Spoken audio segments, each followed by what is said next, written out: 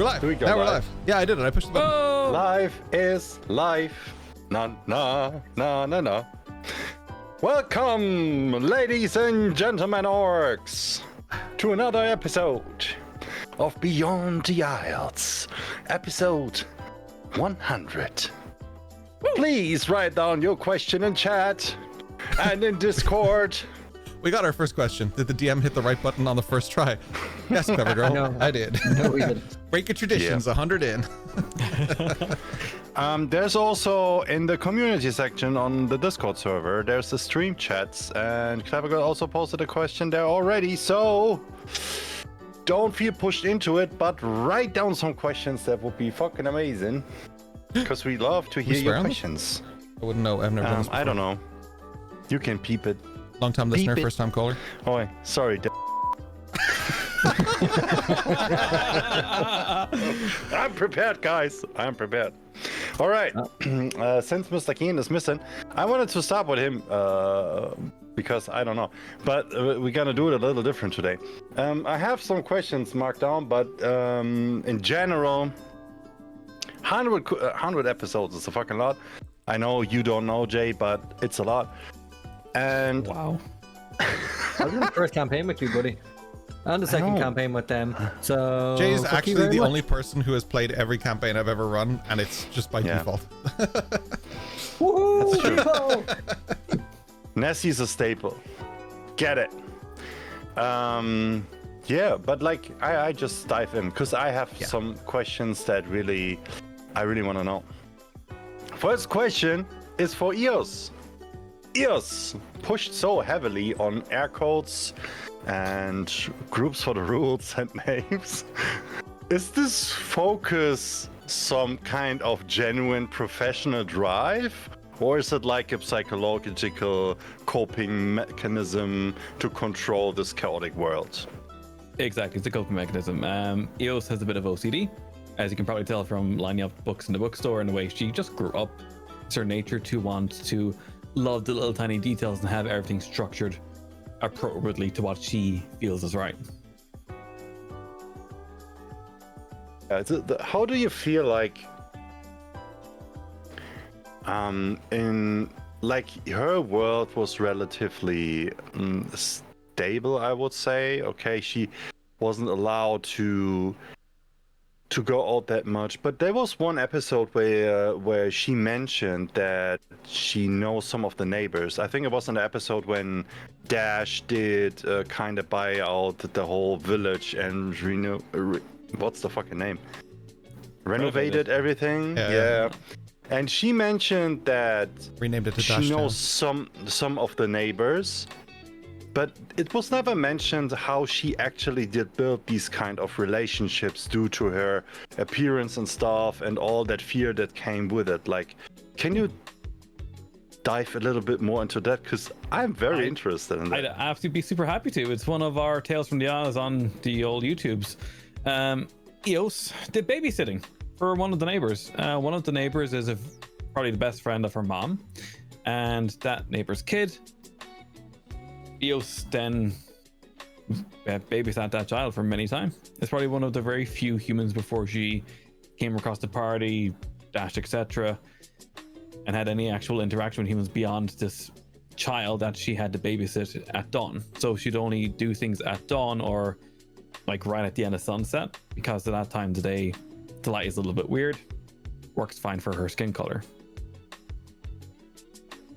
How does she feel about that? Like, I mean, I would assume that she kind of has an idea of what could go wrong. Like, and in my mind, I'm just like, kids are not the most secretly operating persons. Not the Right? most stable anything, no. So how come that she was able to build like some kind of relationship to that kid and the neighbors, but nobody else in the village? We never really fully explored that too much, but as far as I can see it, the simplicity of kids, you can convince them of things with logic, right? To a certain extent, they're pretty malleable that way. And at this point, it's kind of an assumption because it hasn't been fully written out or fleshed out really, was that child simply accepted Eos. this person's purple, has long ears, they're gonna babysit you, get on with it or not. Hell yeah. Yeah. Right, then like we're gonna dip into that a little bit later. But for now, I have a question for Mr. Aldrin that also bothers me since a long time.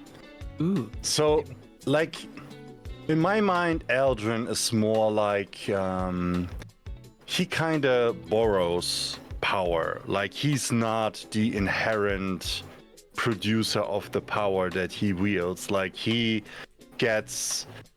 basically conduit for the powers of the god that he's serving. Mm-hmm. Like, with that in mind, I would envision Aldrin as more like a grounded person that kind of knows, okay, this all has rules and stuff. And I'm curious, like, how does he maintain his psychological grounding when the allies are regularly disregard the basic laws of physics and time and putting holes into everything? Like, how does he get along with it when, like, normally in his natural and his service, he's more like ordered and grounded and more human, I would say. Yeah. So for me, that whole thing is like there's chaos and order, yin and yang. There's two in the one. It's you can't have one without the other kind of thing. A lot of the way I've played Eldrin is kind of psychological, where things aren't right, and if he doesn't either talk it out or express it or have time to kind of dwell on it or think on it or write it down or journal it, that's where things kind of get all muddled up. I haven't been able to show a lot of that. There's times where I have shown it, there's times where I've gotten into it a bit. There within the last few sessions, I have kind of gotten to a bit more of the I'm this way because of this reason, I have had time to do this.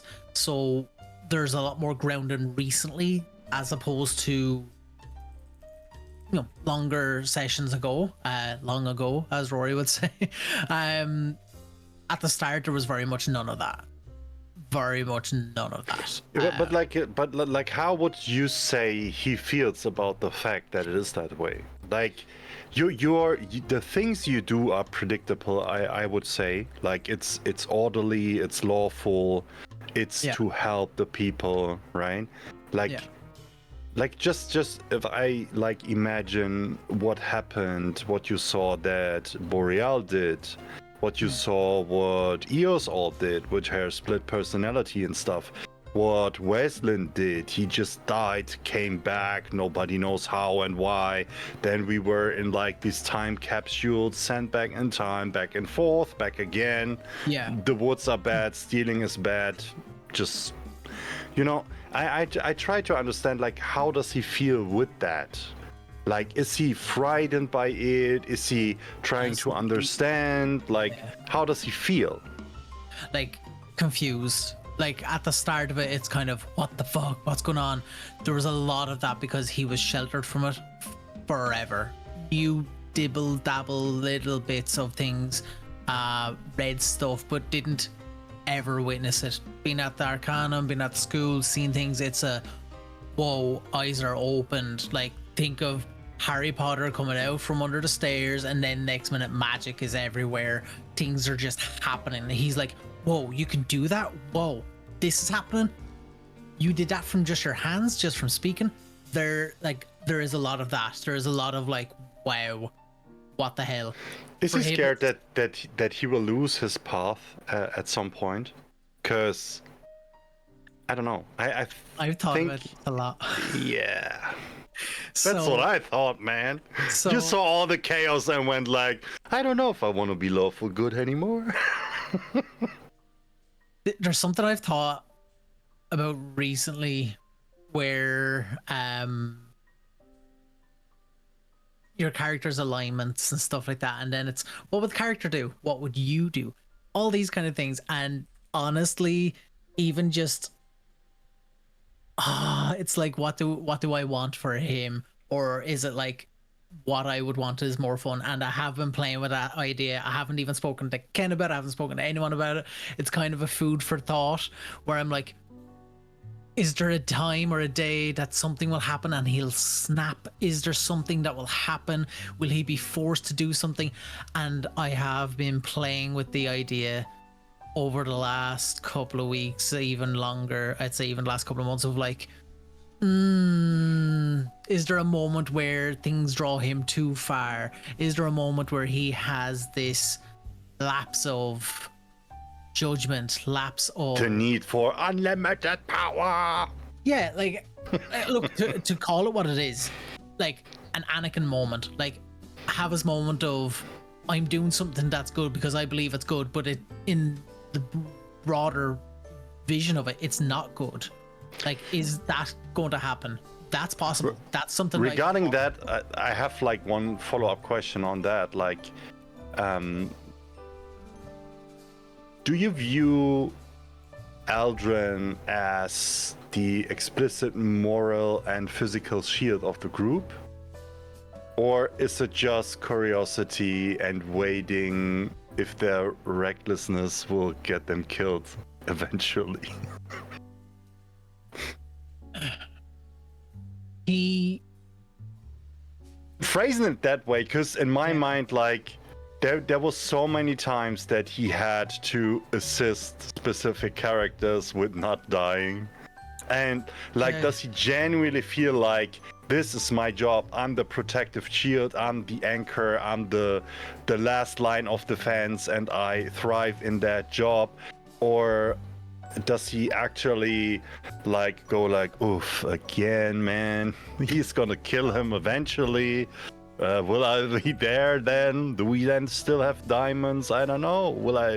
What will he do? Like, how does he feel like, in what's his role in this party regarding that? Anyone who's seen the movie Hacksaw Ridge will understand the reference of what I'm about to say, but the medic in this movie, the medic does not attack, does not hurt anyone, he just heals people.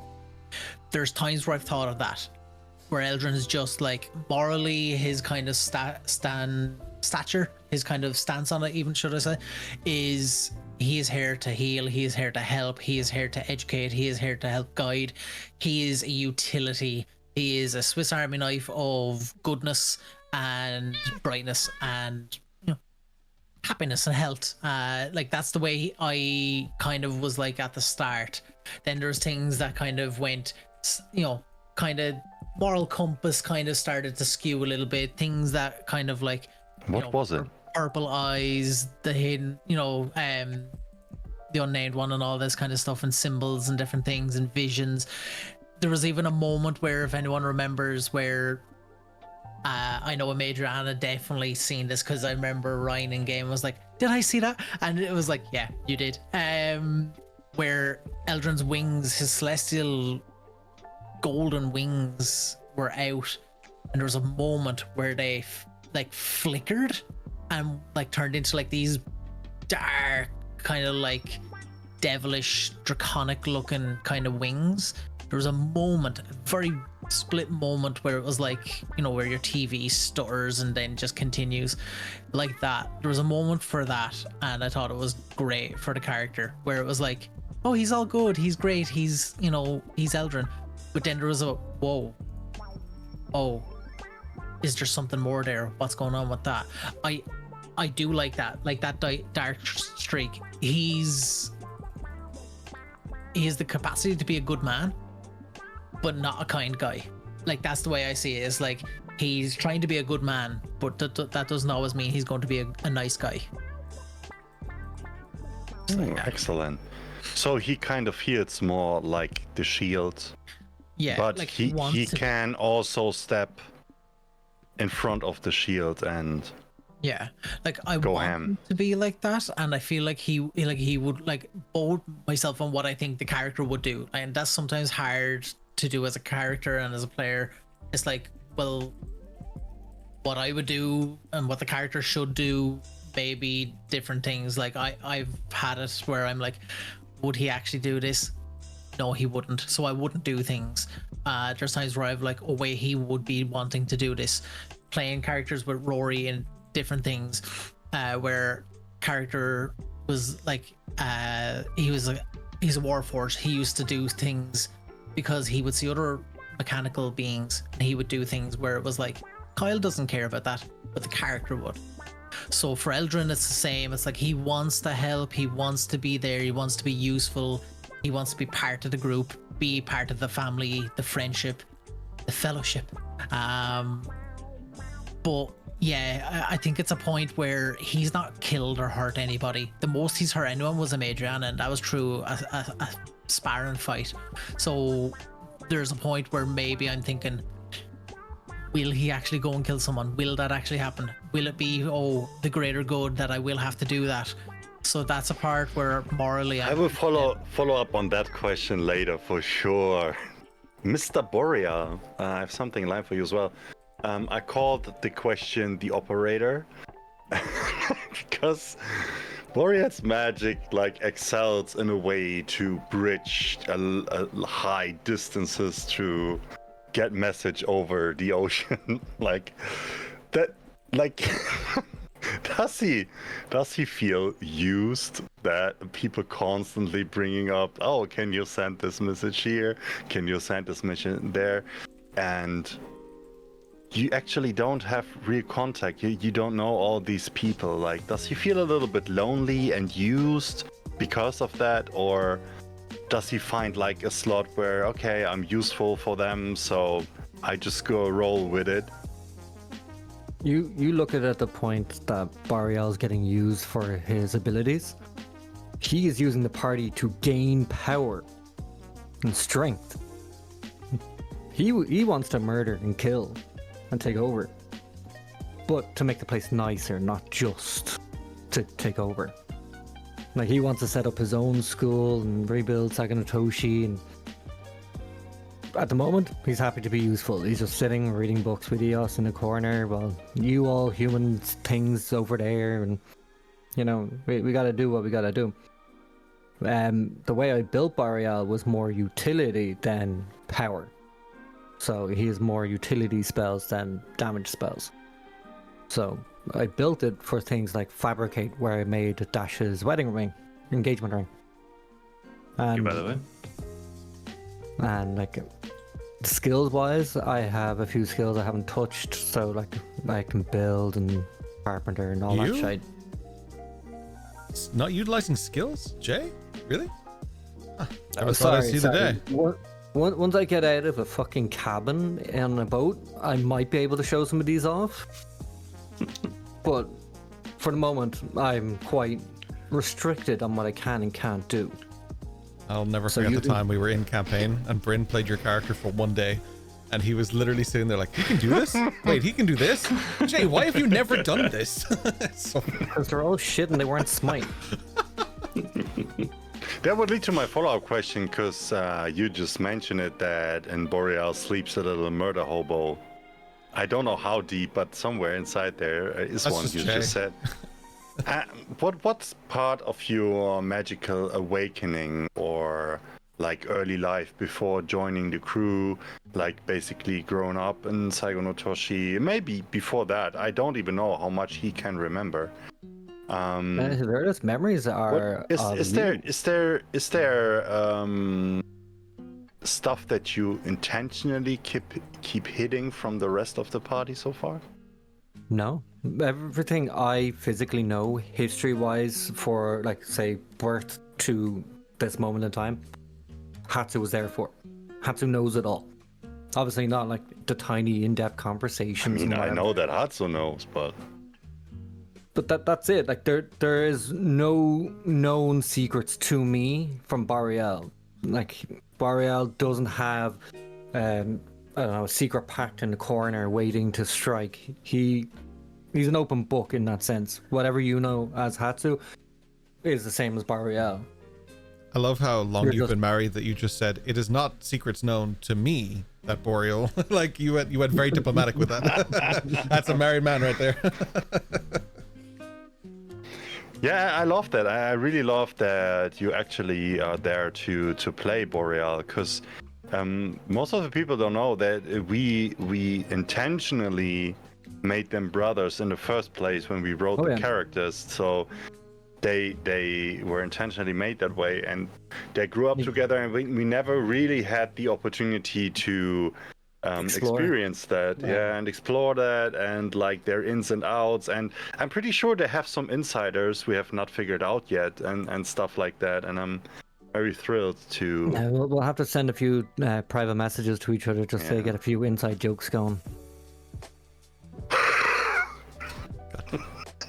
That will never go away, trust me. That will never go away. Boreal will know. Yeah, it's just he picked it up from Mios. Like he doesn't understand yet. Speaking of doesn't understand, Mr. Dash, how you doing? What? How you doing? I'm good. Sorry, chat, that I'm late. I had parenting duties, and I was had my son asleep on me. You aren't late. You just had a really high stealth roll. Yeah, exactly. Yeah, had some good rolls recently, actually. 2 nat 20s last session. Man, last session was crazy. Yeah. So this next session is the one where we should introduce combat because you've already used your nat 20s for this place. Is that right? Shit. Bear down. Okay. There's also my first question for Mr. Dash, because that kind of relates to that. Yes, sir. Dash often acts fast without consulting the team, and like especially high stress situations. Is this like a deep-seated lack of trust in the world, or is it just pure adrenaline, or don't you trust the world for second chances because you're pretty quick on some of these decisions?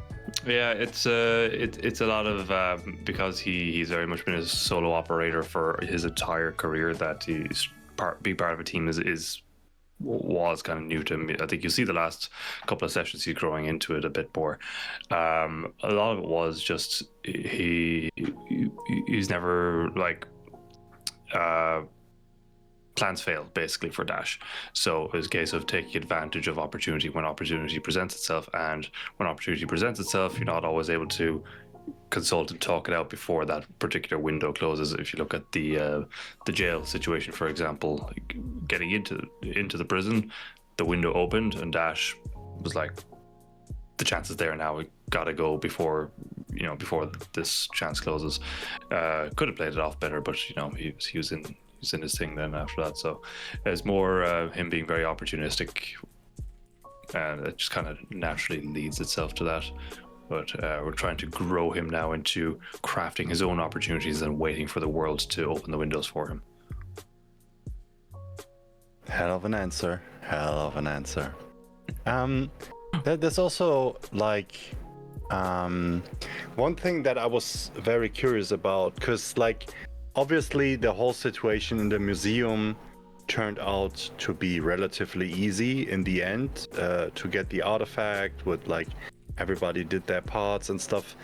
But there was this moment when Eos had the vision and the nightmares of the party getting slayed there. Mm-hmm. Was there like,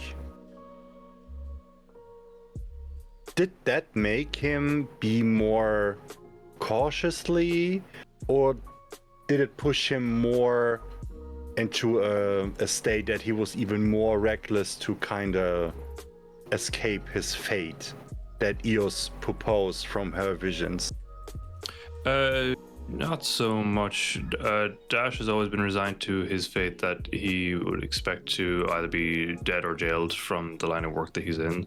So that wouldn't have so much effect. A threat to Dash's own safety wasn't really a thing. Even now he has the kids, that's still kind of starting to click in the back of his head. But what kind of changed his thing more so was that he put his mom at risk.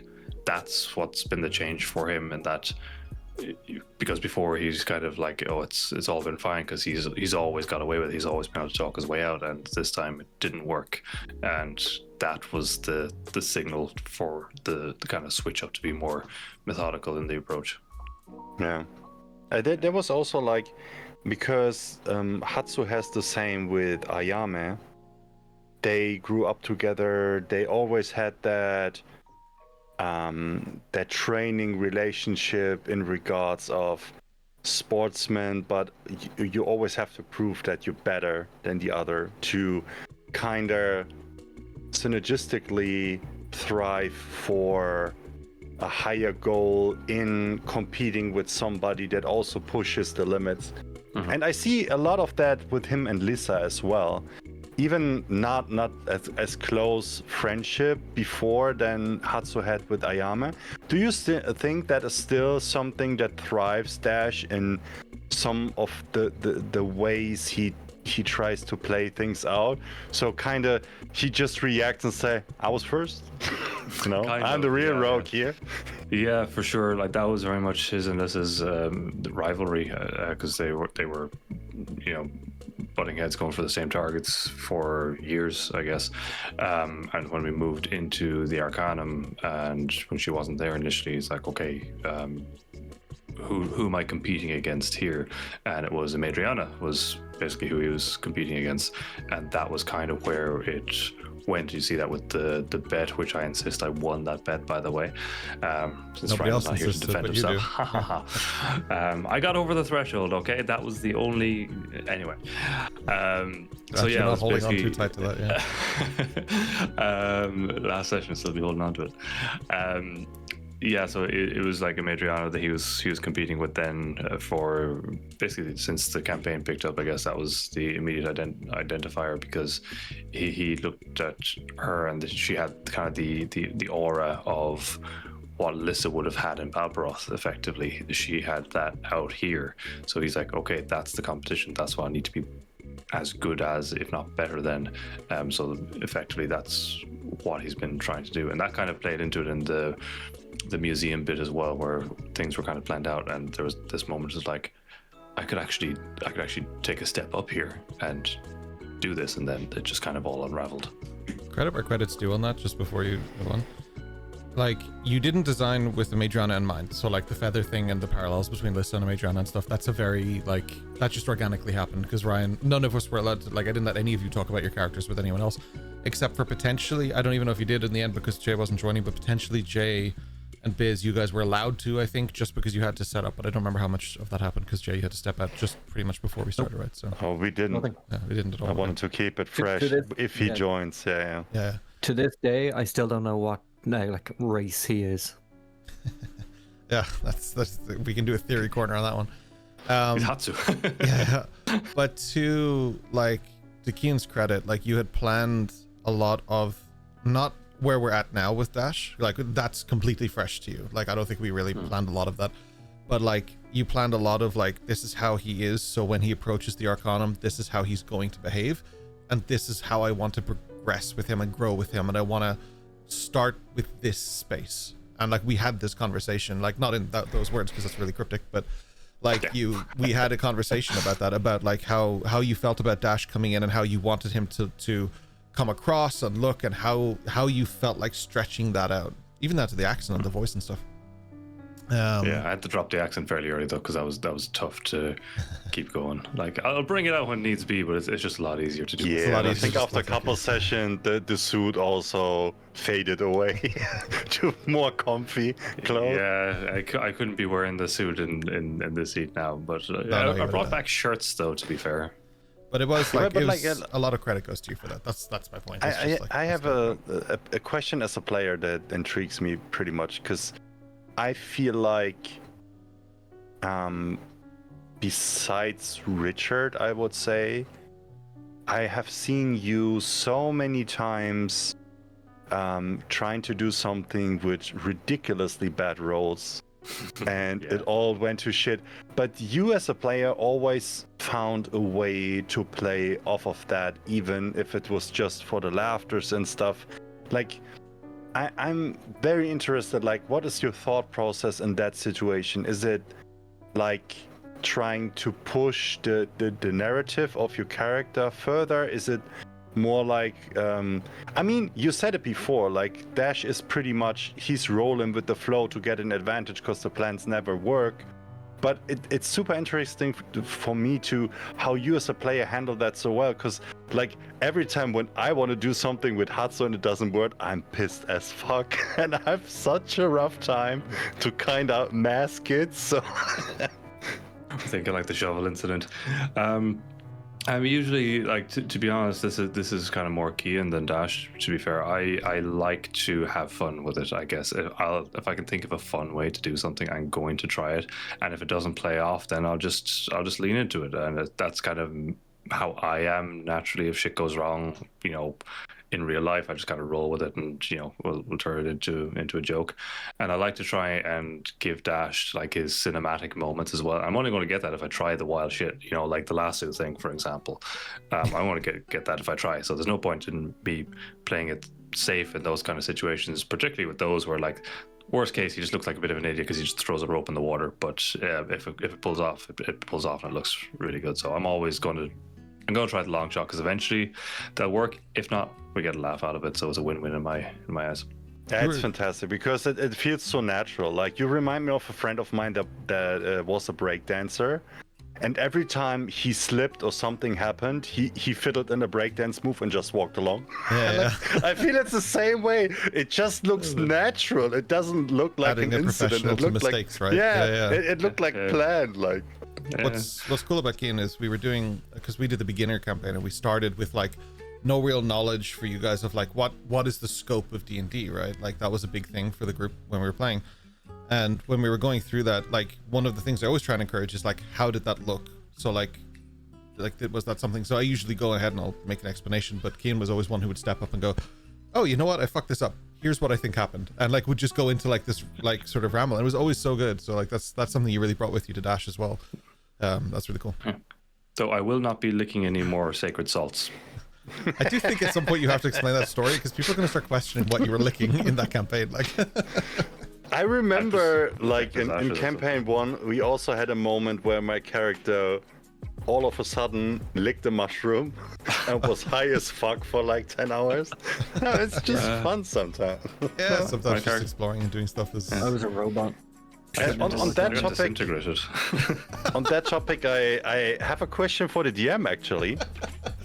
Just like really quietly. And just the said, question "Adam is, disintegrated." which character / player consistently surprises you?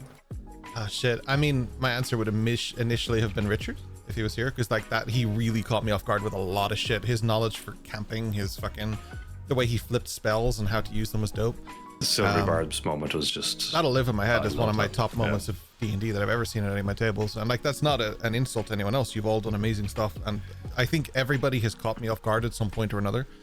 Like even last week, I messaged, saying I was like, the way you guys prepped for that and thought about that was really dope. And like even that level of stuff just catches me off guard sometimes when you guys think about that kind of thing. It's just like how you're proceeding as players. But I think what catches me the most is the moment you were talking about with Kian, but you've all actively done it, where like something hasn't gone in your favor, but how you just recover. And like it's like you're watching, if you use like American football as example, someone's running and then they do like the alley-oop, they kind of like move to the right and then swing to the left and go past someone.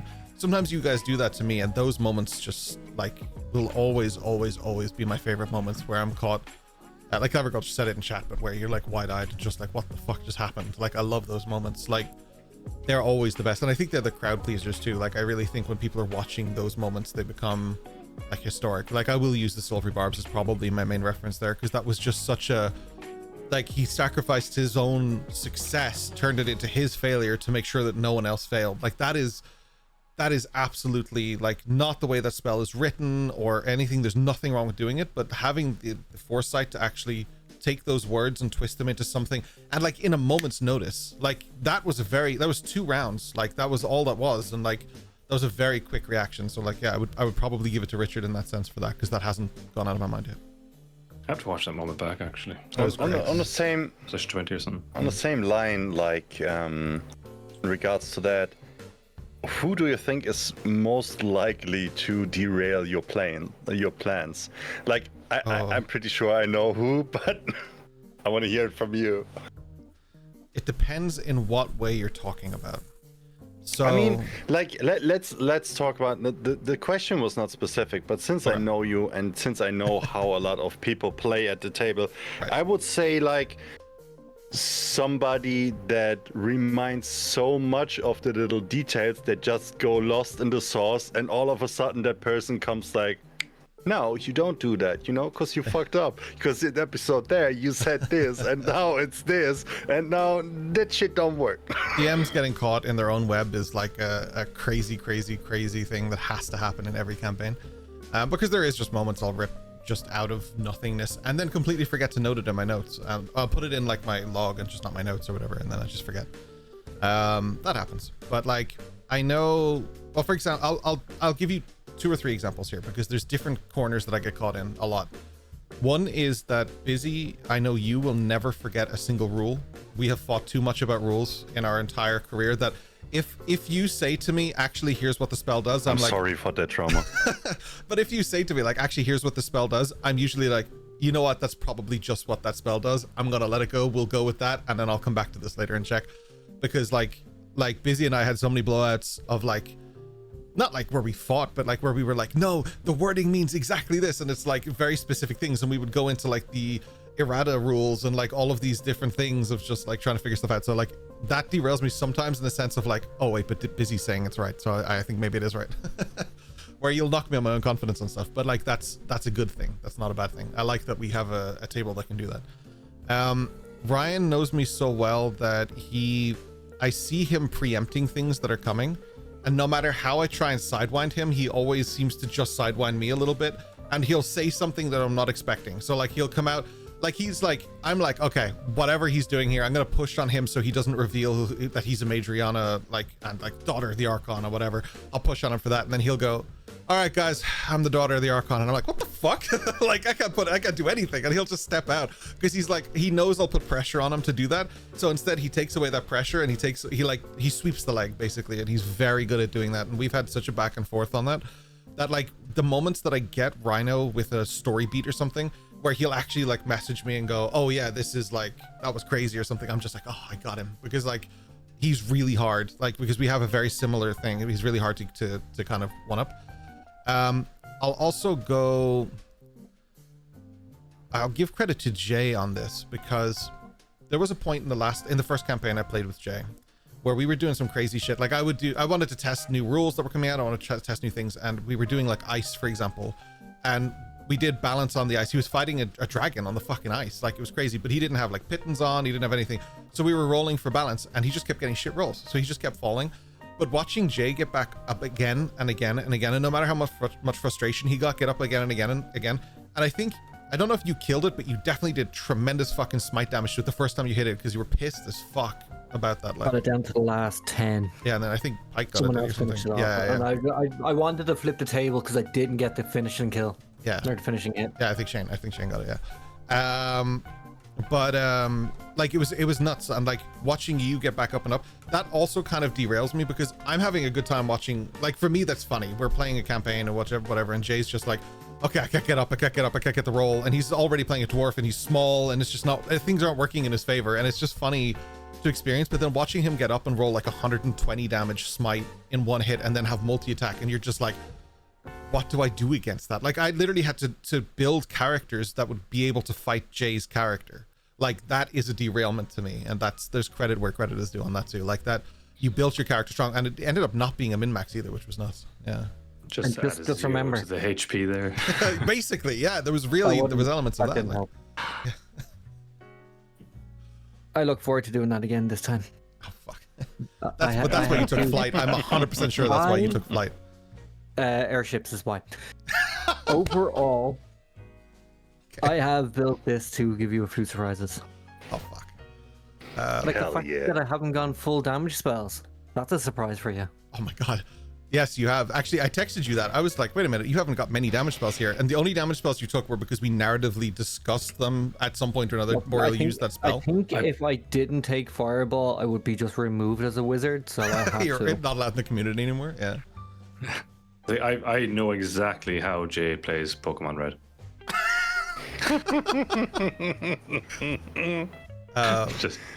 Just boost Charizard full damage. Here we go.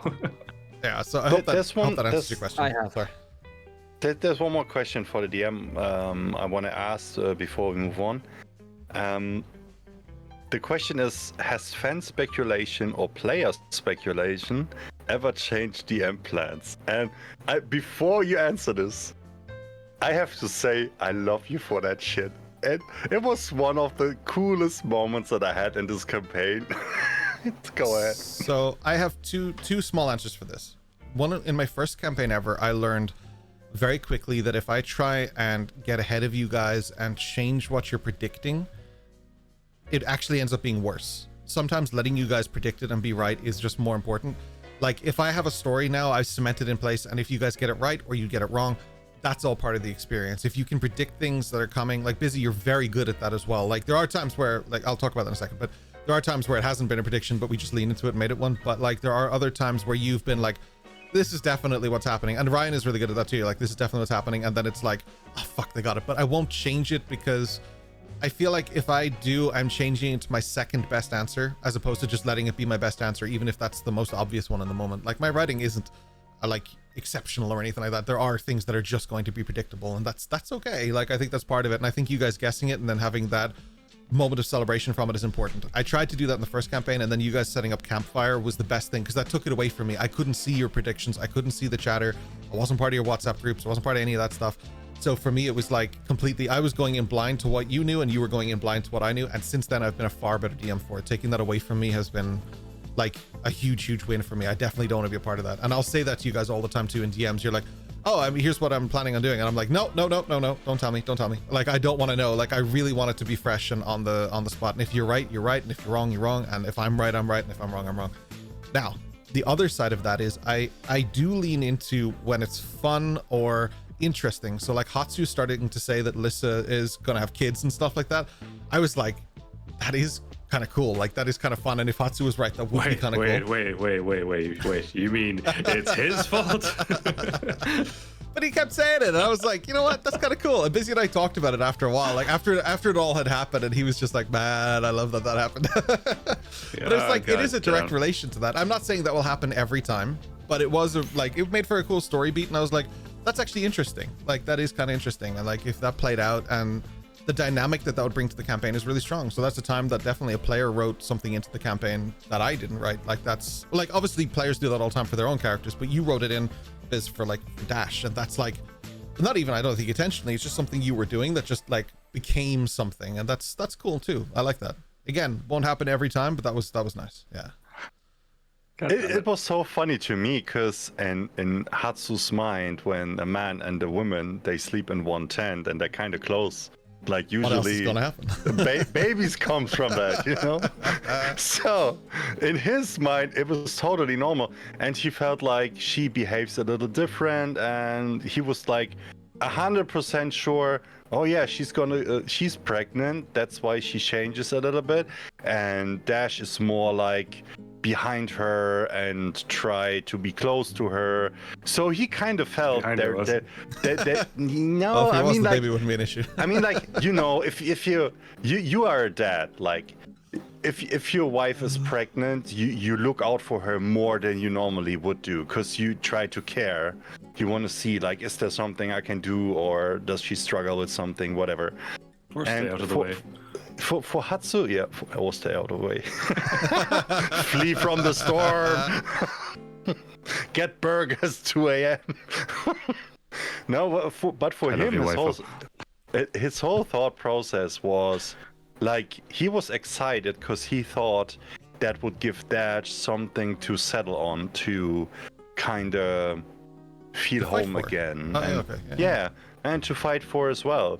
Like, so for him, it totally made sense to spread it out immediately. It was just so funny that Ken rolled with it, and I had a fucking great time. What I don't remember in the end, I know, Kian, you and I talked a little bit about it, but did I talk to you about the fact that it was twins, or did that come like as a surprise? I can't remember.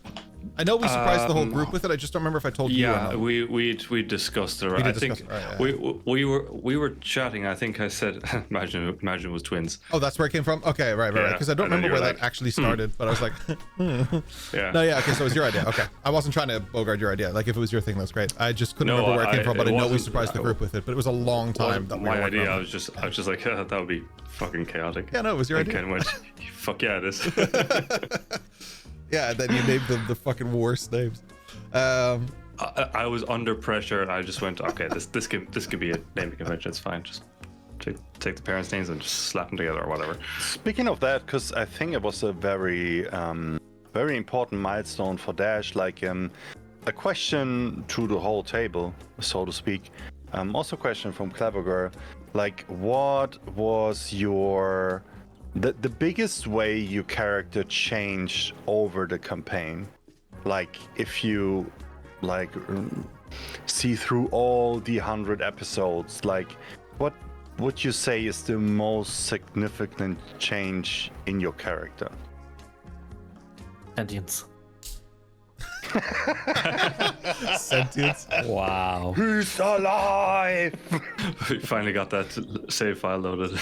It's all I can say. Like, I haven't been here long enough to have dramatic changes, and I wasn't in control before that. So, I sentience. mean, yeah, but that is still an interesting question for you, Jay, because Yeah. I think you had a specific vision for Boreal in mind when you created him. You didn't. Like, let's assume for the viewers. No, his that wife you had a specific vision in mind when she created. Yeah, but yeah, you also can't see the artwork where it's just nothing but abs and like all the erotica of Boreal. Yeah, but since you watched some of the episode, like, and since you took over, like, do you think your character has made meaningful changes? Like, I give you an example. Like, to me, it would be super interesting to know how you feel or how you think Boreal felt when he was locked away in the Pearl after the incident with the whole trial and stuff like that. Like, I mean, it's your character. You still see stuff happen to him, and do you feel that has changed him in any way? And if so, what do you think about It's it? definitely changed Boreal as a character. He's not going to be Dash. He's not going to prison. He'll go down swinging. He will not be caged again. Prison food is decent in Palparot, don't worry. So for clarity, just because I see chat talking about it just very quickly, Boreal was originally written by Jay, and Jay was supposed to join the campaign. But after we were about to go live with the campaign, we were a few weeks out and things just changed in Jay's life. He was unable to join the campaign at that time. And so for a few years, Boreal was more or less an NPC. And I played him like a fucking psycho idiot. Like, well, just that's my experience with Jay's characters. So I rolled with that. But now that Jay's lifestyle has changed and everything's kind of available to you again and things have calmed down, you're able to be back in. So you're probably the only character I've ever had that went from PC to NPC to PC. So you experienced a lot in that time, but you yourself have been watching the campaign through and stuff. So it's been like, yeah, I think like what for you is like, is Sentience the big moment for him? Is there something there that's like heavy for Boreal that he weighs on him or that guides him? Yeah, well, you got your father's teachings, you have your family teachings, you have that structure that Hatsu is so devout to. Yeah. I'm an owl. I'm fucking different. I'm also not a ninja, so I'm not trying to hide. I'm fucking bright white feathered. Yeah. Like, I can't hide in darkness. So I'm not as strict on like the Powerball diet. I don't care if I smell. I look glorious, and that's all that matters. It's not drinking that Kool-Aid, yeah. Exactly. Literally made the most But, yeah. difficult character to play in this campaign. Yeah. The Eos and Boreal have the hardest time by a mile in this campaign. By a fucking mile. And how you guys do it is crazy. Yeah. I'm having a great time. I'm a little bit scared that Boreal's gonna have like a bad influence on Hatsu somehow. It's gonna go the wrong way. He's gonna be like in his college heights in a little bit, I guess. It's just gonna be Hatsu's you going to and do me the Ryan Reynolds sitting on a fucking roof. college thing. What was that character? Van something? Wilder? Van Wilder, yes. Hatsu Van Wilder. I want to see that. No, we're gonna be sitting on Maybe. top of a roof, drinking some cans, throwing eggs at people. Where the eggs come from, Boreal? Don't ask questions I want answers to. Dear. Yeah, it's open for the whole table. What you guys thoughts? For Eos, willing to let go of a grudge. That's kind of been really like, as I was having a good chat with Ken on Monday about where she is and where she's going, all this kind of crack. Been thinking about it more. Yeah, she's willing to kind of let go of things because she was scared shitless when she first saw Dash without a shirt. Not because of the way he looked, but because he's human. And her experience with humans prior to that has always kind of been met with violence, stones, names, you name it, whatever. Rotten Tomatoes. That kind of thing. So being with the group and the component of the group, and now including Boreal, since he has officially gained sentience, congratulations, achievement unlocked. Bing.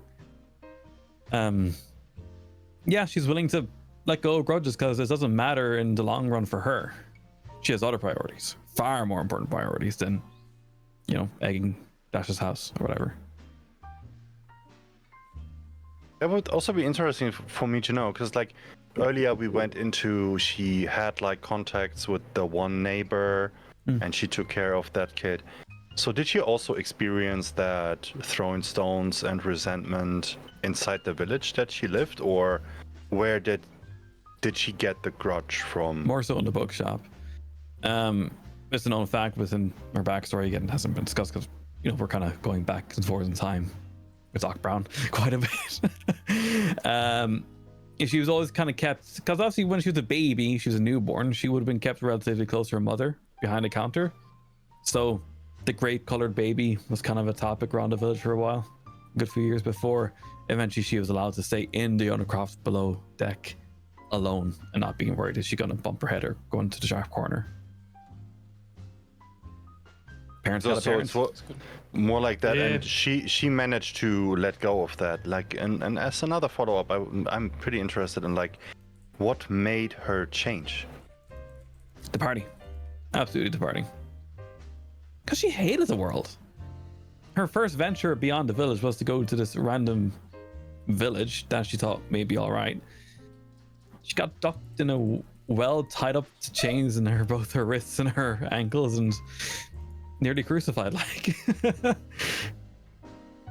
And she blew up the village. I mean, a fun time. Yeah, I've seen the results of that village while I was away on sabbatical. That was a big boom. We'll get back there eventually. Oh, But yeah, yeah.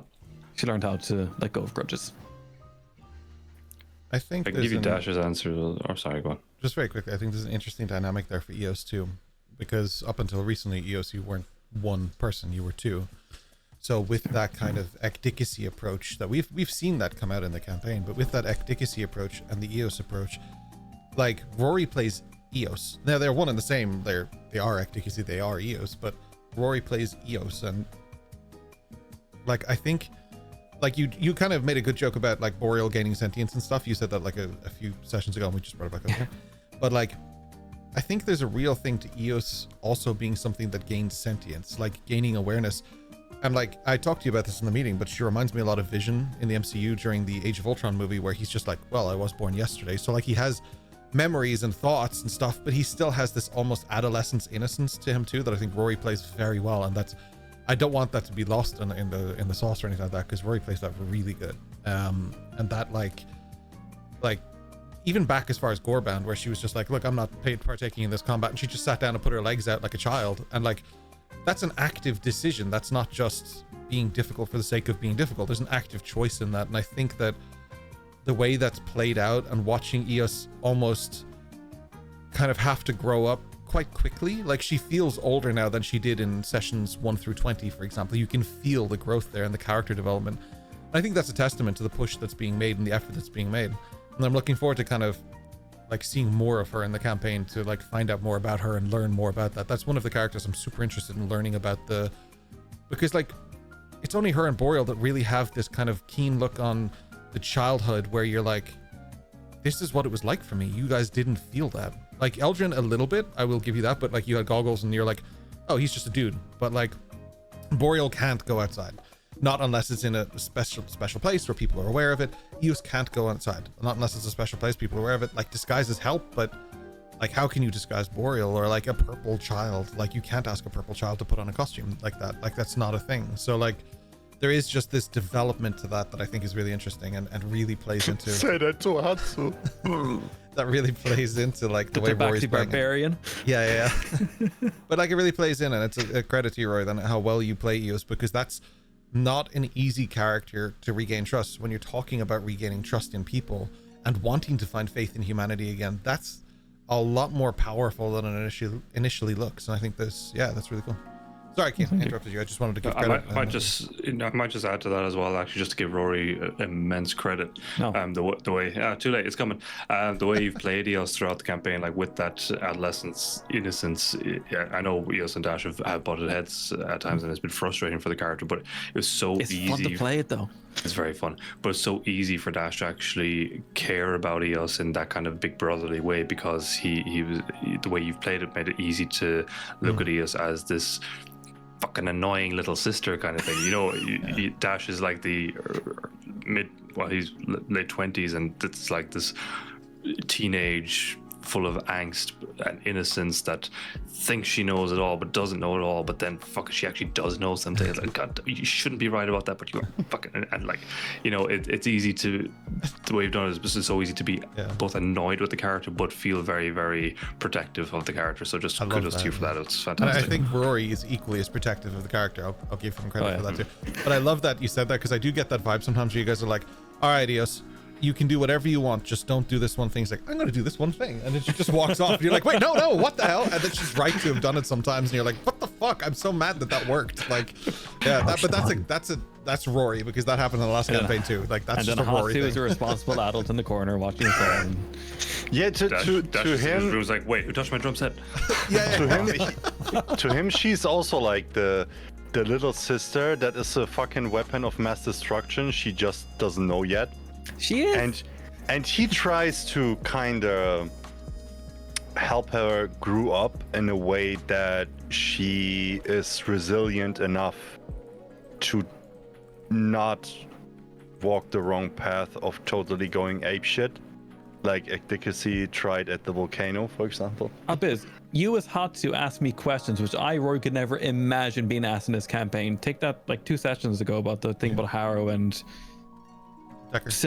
Decker, thank you. Yeah, the way how she actually feels about them. I never thought about it. I was like, I had an idea of how she kind of feels about them because of her experience, but then actually asking those questions in depth in RP, I'm like, I ain't got those answers yet. Come back to me next week.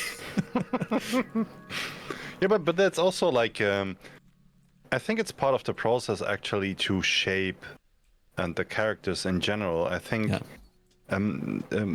Kian mentioned it earlier that like the approach where Dash went to jail, and then there was no notice, nobody did really know in game, and I think there's also like sometimes missed player opportunities to ask these questions, to make the players think about it, to also give a perspective how the own character views these things.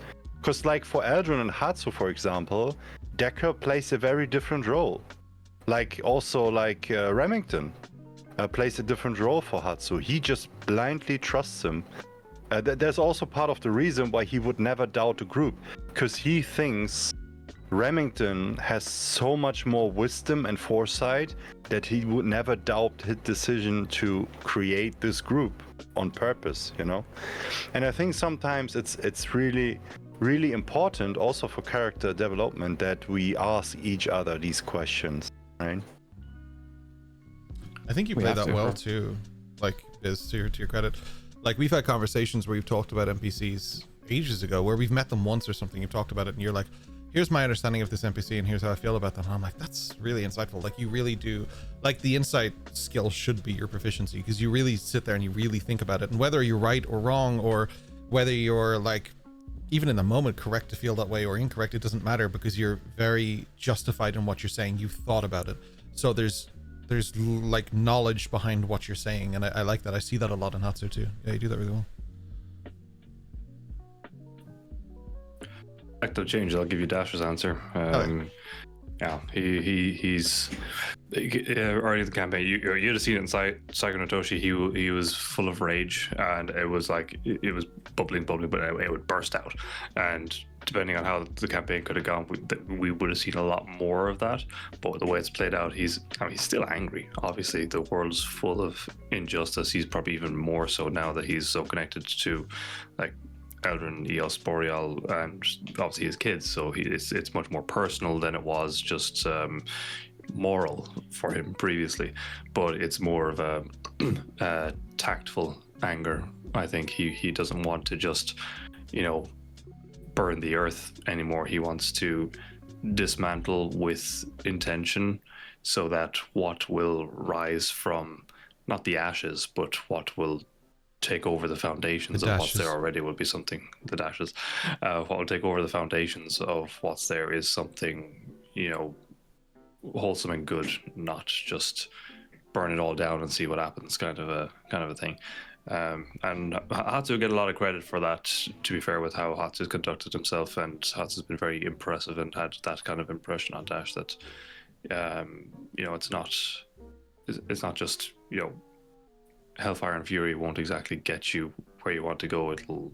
Won't satisfy anything long term, but being more practical and thoughtful and practiced in what you're doing is a much more better way to do it and get people on side.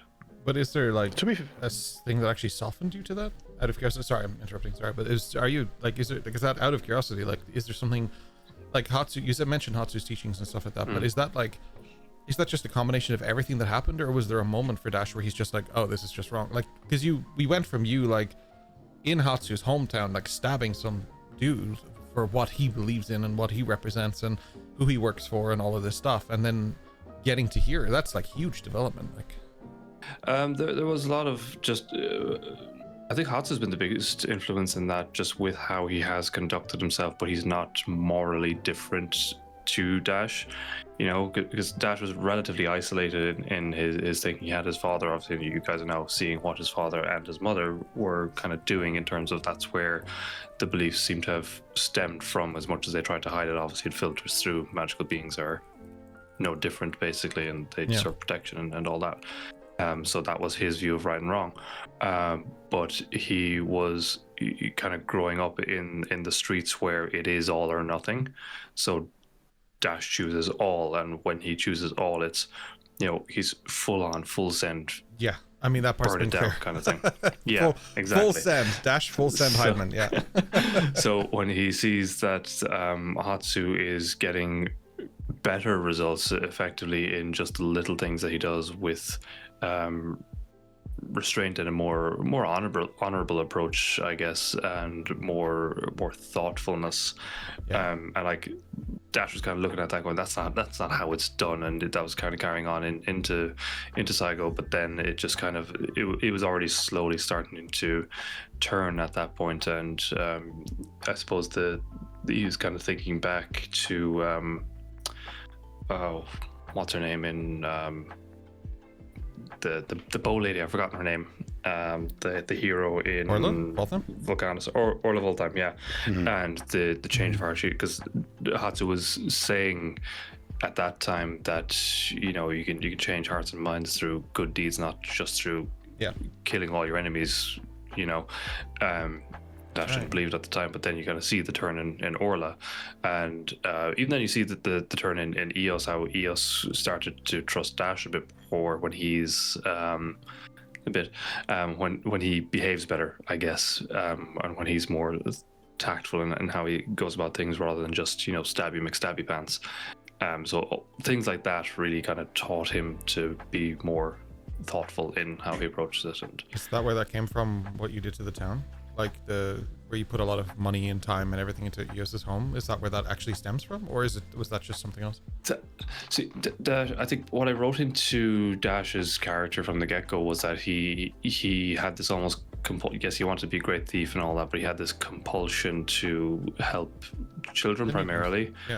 Yeah, so that's why he never had this, like he was a successful thief in Palprop, but he never had a big kind of wad of cash because he just couldn't help himself. He had to, help out, but it was still kind of like, in his own head it was like weakness and stuff. So that when he got there, and he saw that he had enough cash, it was like he didn't want to keep it because again that compulsion was there, and they were showing him such kindness, and he could see opportunities to help. That was just in his nature anyway. So he's glad that he could do something nice for EOS, but that wasn't the reason to do it. That was just a nice side piece to it. It just so happened to be. Was it more like the realization of because I think we saw that in Hartwell as well, and I also felt like as a player that also did something to Dash. Correct me if I'm wrong, but I feel like was it more like from the intention that he understood, okay, here are these little tiny isles with ordinary people that don't go for all that crap, they just deserve better. Was it more like that? Yeah, it was a bit of that, because like in Palparoth, it's all about the show really, and the charm and how you can talk and portray yourself, and there wasn't. People are obviously out in the odds, they're much more genuine and honest. So yeah, that was a big part of it as well, because like again, the way Hatsu was just like, here, take this money, whereas in Palparoth you'd have to have been back channels under the counter, not be seen to be giving that away, because it's going to draw eyes in the wrong way. So seeing that you can literally just go and help someone out in the Isles, that's very different to how you would be conducting yourself in Balbroth. Shoot. So you say that was like the biggest change that he had in his personality and stuff. Yeah, he's still very angry man, but it's more better channeled, I think. He's way more reasonable now. Like, seeing the way Dash has come and go throughout the campaign, like, to me, my first impressions was he's Tom Hiddleston in Night Manager. This up his own ass with a stick guy in the car to ask EOS questions, like, and she's like, how did I miss that? No. Holy shit. Fantastic. And then he turns into Indiana Jones. And suddenly he's freaking... That's something, man. What's his name? That freaking actor he played Goblin in Spider-Man. Willem Dafoe? Willem Dafoe? Yeah, Willem Dafoe, stabby in freaking Psychonatoshi. And now he's this somewhat reasonable new dad, and he's on an adventure. He's left the kids at home with Uncle Buck, but it's crazy. I have no idea where Dash is going. Rory have no idea where he's going. And Eos, like, of course she was angry at him for many things, but now she's like, okay, he's my friend. He's a little bit, damaged in the head, but we love him. Same way we feel about Keen. Yeah. Truly, I love watching Dash's evolution. It's crazy. And I would love to see an animatic, some kind of slideshow of Dash doing the things that he did while we were inside the book. I'd love to see that visualized. There's potential for that. Yeah. Mr. Aldrin. Yeah. Kyle's mic works. Oh, good. I go off on tangents. So, yeah, it's just been the whole kind of psychological thing of, not having a friendship circle and being able to have a relationship with your parents, but not knowing the ins and outs of like having friends and that complication of friendships and relationships, where you miss out on social cues, you miss out on sarcasm, you miss out on the way there's tough love between friends. Sometimes people are excluded from that, they react differently and everything like that, and you can kind of sometimes notice that. Secondary school is a big thing, or high school or whatever, college, university, all these things, these social circles, he misses out on all of these things.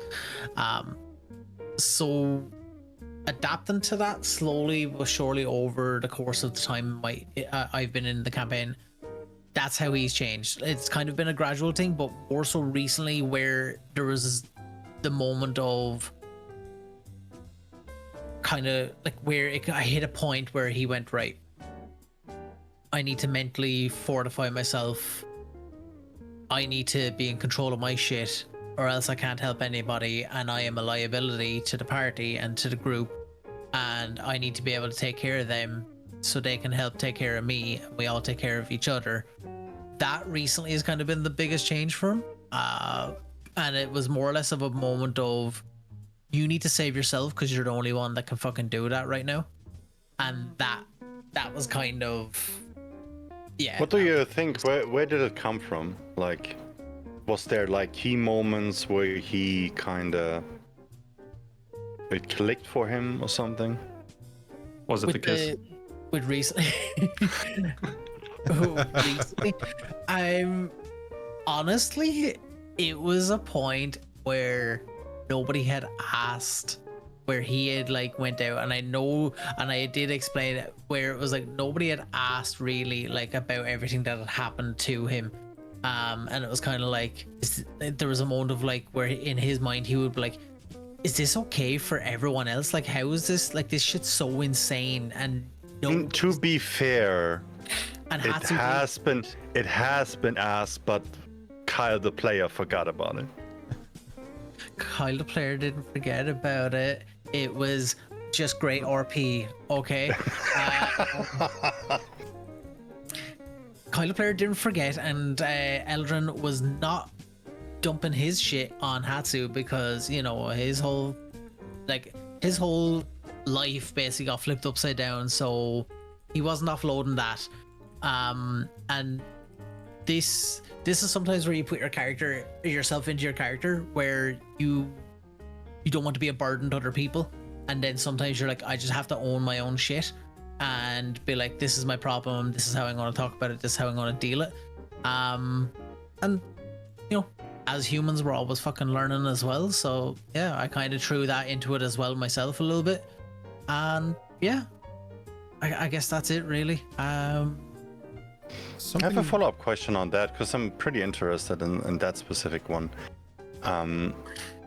So when these kind of moments occur for Eldrin, occur, is that a word? Occur. Yeah. For Eldrin, like, is there something, a specific memory from the past that like mentally fortifies him and gives him strength again? Is there something that he thinks about?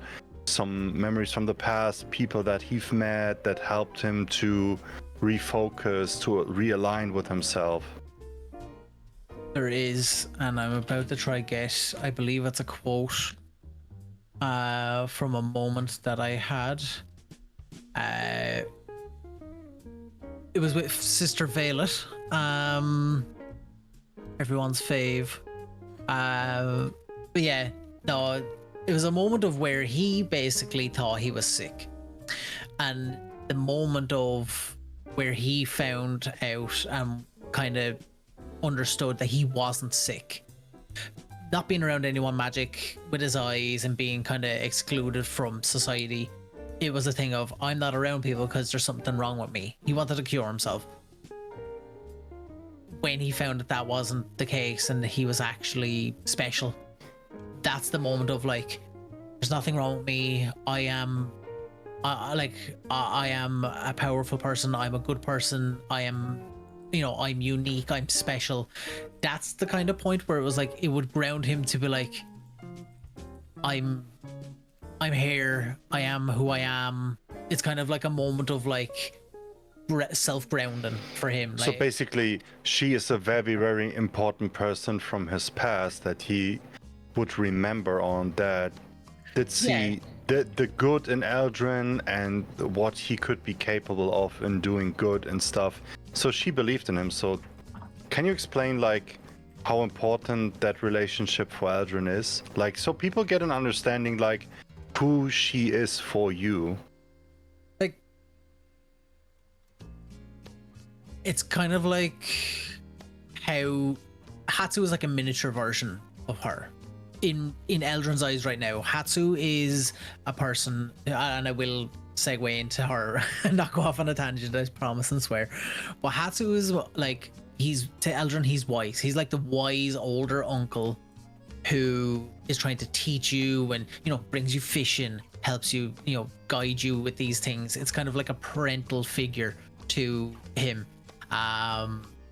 That's what she was to him, where he had his mother, he had his father, but she was kind of like a grandmother in a way, kind of like great aunt kind of vibe, where it was like she gave him the vision of the world and told him, look, you're not going to be in some building the rest of your life. There's greatness there for you. You are able to do these great things. You're not sick. You need to explore yourself. You need to know yourself, get to like understand yourself and what you can do in the world. It's also, I think, Don't like when your parents tell you that, there's always like the emotional bonding that makes you believe maybe, yeah, they just say that because I'm their son. But I also think if somebody that is not bound to that tells you that, it also has like a huge value to you. It's like a huge validation from somebody that not necessarily need to do that, right? Yeah, that's it. It's complete reinforcement of something you may have been told a million times over, but it hits different because it's from someone who, you know, isn't trying to just, you know, mollycoddle you, trying to like just, you know, make sure, oh, we're going to keep him nice and happy because, you know, he's our son and we love him.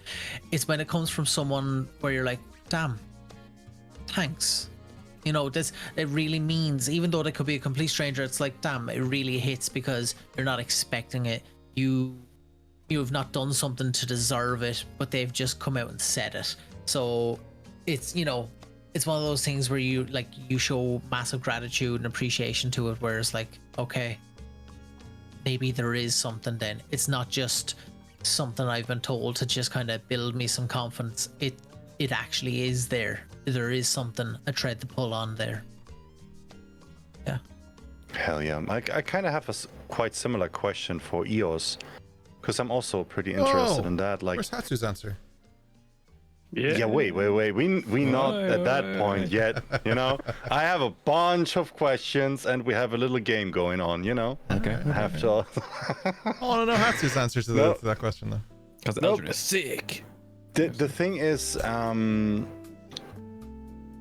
prepped a lot for that episode, actually. And while I was prepping, like, I think Ryan mentioned last time when we had a talk that Emiliana also does a lot of the get the group together, which is true for the more technical part of it.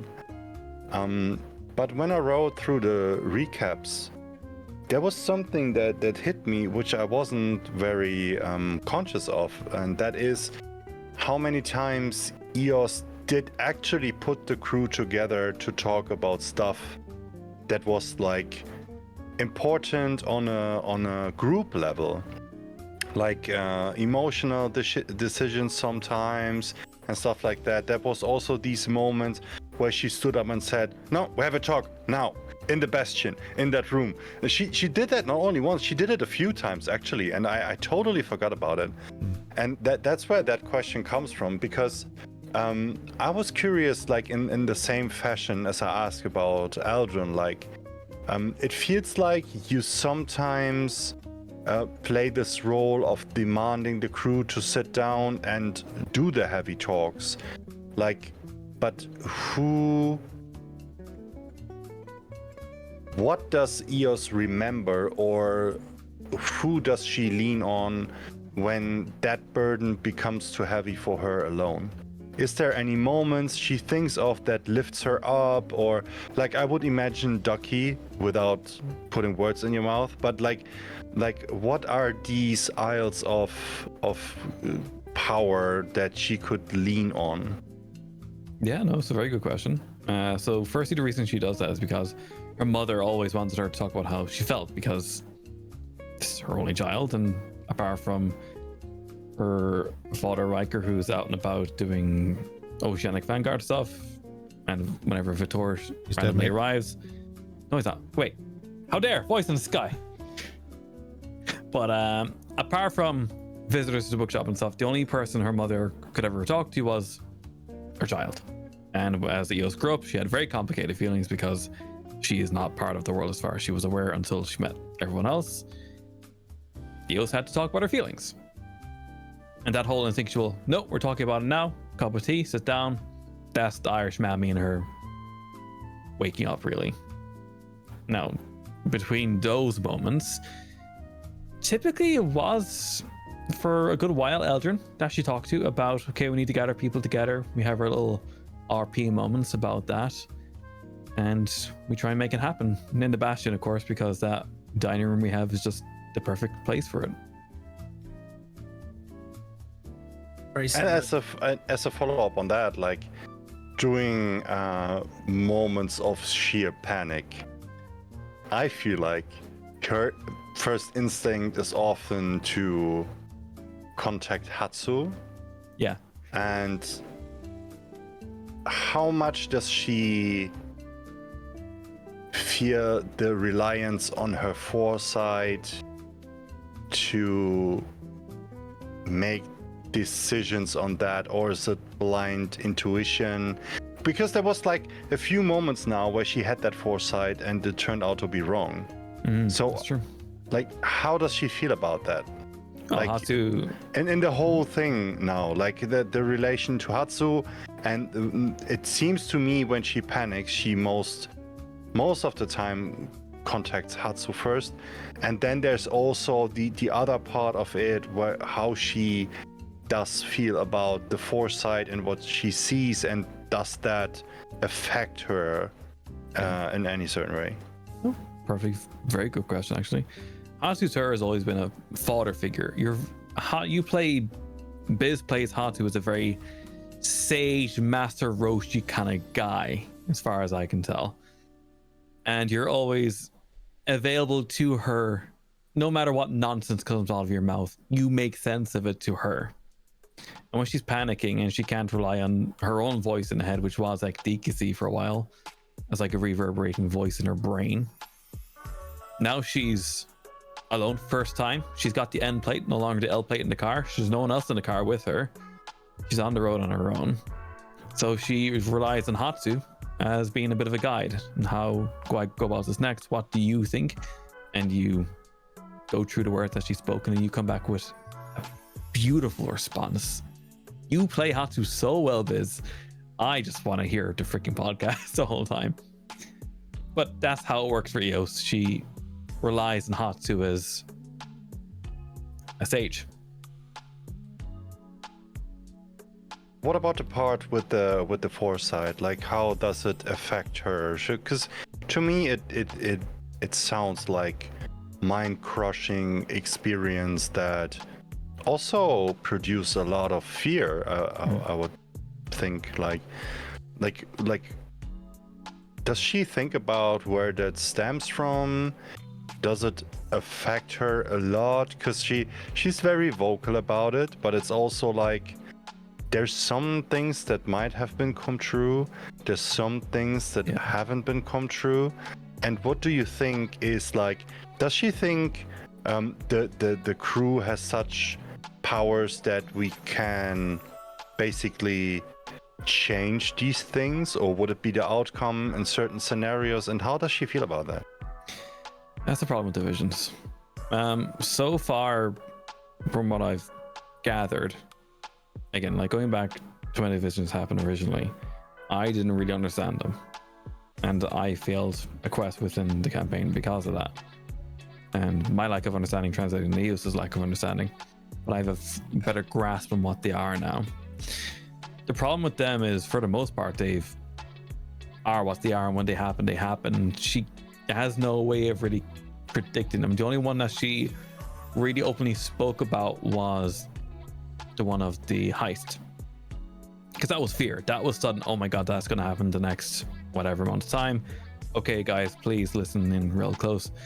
That one was more sensical in the way it appeared to her. The other ones, it's difficult. Conceptual. Yeah, they're very up there. Very 2001 Space Odyssey kind of thing. That is totally interesting to me, because like, to me as a player, it feels more like a spidey sense. It gives you like the the worst possible outcome if you don't pay attention, if that makes Yeah. sense. Yeah, like a future. Kind of, Yeah, like a Second Awakening. foresight, but like, how do you say? what is the word for it? There is a word for it. I think the word might be Whatever could go wrong goes wrong, but I forgot Murphy's Law, the that's what name. we call it. Murphy's Law. Yeah, Murphy's Yeah. Law, exactly. Yeah. Something like that, like a spidey sense combined with that. That's how I Premonition. like. Turns out she's just a Feel it, pessimist. Emo. Is before you go to your next question, I actually really know like the same question to Hatsu, and I really do actually genuinely want to hear it. Like, what's the biggest way your character has changed over this campaign? I really want to know about Hatsu's answer. More powerful. It's more about, I would say the biggest change for him was to understand that there is no easy answers for complex questions. It kind of was on that way when he was in the jungle, in the cave, where the party has also been, like north of Saigo no Toshi. Between Asazaki and Saigo no Toshi it was, I think. And for him, it was more like he learned to understand that his parents kept him and Boreal and Asuka away from a lot of stuff to grow up in a way that they have the discipline and the training to be resilient enough to survive in the world, even in harsh conditions, but leave enough room to make the experience they need to make to understand the depth of everything that is going on outside and what they have to deal with on a big scale. And he's finally getting into the position where he gets like a tiny little bit of the tip of the iceberg to understand how much crazy stuff there's going on outside, while every piece is moving constantly, and to keep track of that. And that is something that grounded him in a way that nothing else before has. Right. And on the other side, he also learned from the party, especially like with the last heist and some other key moments where Dash and Adriana, especially these two, sometimes Slade as well, but for him, Slade acts weird. He think he's still not Elias enough. He is still not enough Elias again to get rid of the influence from Dr. Harrow. He thinks they're still swinging some of that stuff mid, and he has to find himself first to a full degree. So Hatsu sometimes doesn't understand his actions. He respects them, but he doesn't understand them because they are weird to him. Like, it's like very chaotic. He has a hard time to understand that. But especially with Dash and Adriana, he learned that in his mind he tried to figure out everything, which piece has to go where to get the best result with least amount of casualties, kind of thing. Because that's his officer mindset. I don't want to lose troops and allies and da. But on the other hand, he also learned that to overthink is also not good, because it kind of puts you in shackles. Yeah. And he's getting the gist of it to kind of be prepared, but not to overthink everything. Right. Because he gets more into the state like, be water, my friend. Okay. He was an ice block. Now he tries to become the river that flows, and he tries to learn from Dash and Adriana how to navigate on the moving river without like falling down because of the current. Is that where you're sit when you sit, walk when you walk, eat when you eat came from? Right? Yeah. Exactly. That was more like a reference. That was more like a reference to, like, when you do something, you should be in that moment without thinking about other things, because that moment needs your full attention. I love 'Cause that quote. If you don't sit when you sit, you miss the whole beautiful thing of sitting, Right. and what comes with it, right? That was my highlight from that whole session. That resonated with me. I loved that as well. That was beautiful. I love a good sit. We might Yeah, get a t-shirt sorry. in our store. Sorry that I derailed you, Have a- but it was such a I just wanted to know your answer. Like, and as always, it's so insightful. I love learning about Hatsu. So I've kind of a related question for you, Biz, on that, if I may. What were Hatsu's kind of expectations of Palparoth before getting there versus arriving there last session? To be fair, he obviously heard some stuff about Palparoth before, because, you know, he did dig into some stuff before his parents told him, because he's just a curious guy. But feeling it is different to him. He is on 150% alert mode the whole fucking time. Like, the whole fucking time. That's why he's also referring to Dash as the captain, because he tries to dig what Dash is doing, how he's moving around.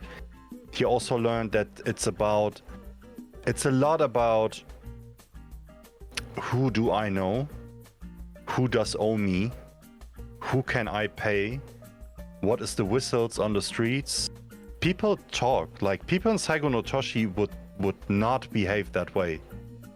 Maybe a little bit, but about things that are not important. But something about like hearing that the king tries to give out a decree of about a town get wiped or something like that. Yeah. He doesn't understand what that actually means. That is totally new to him, because that was nothing that was on his menu before. Yeah. And to understand that he kind of is in this, to him it's an aquarium full of sharks.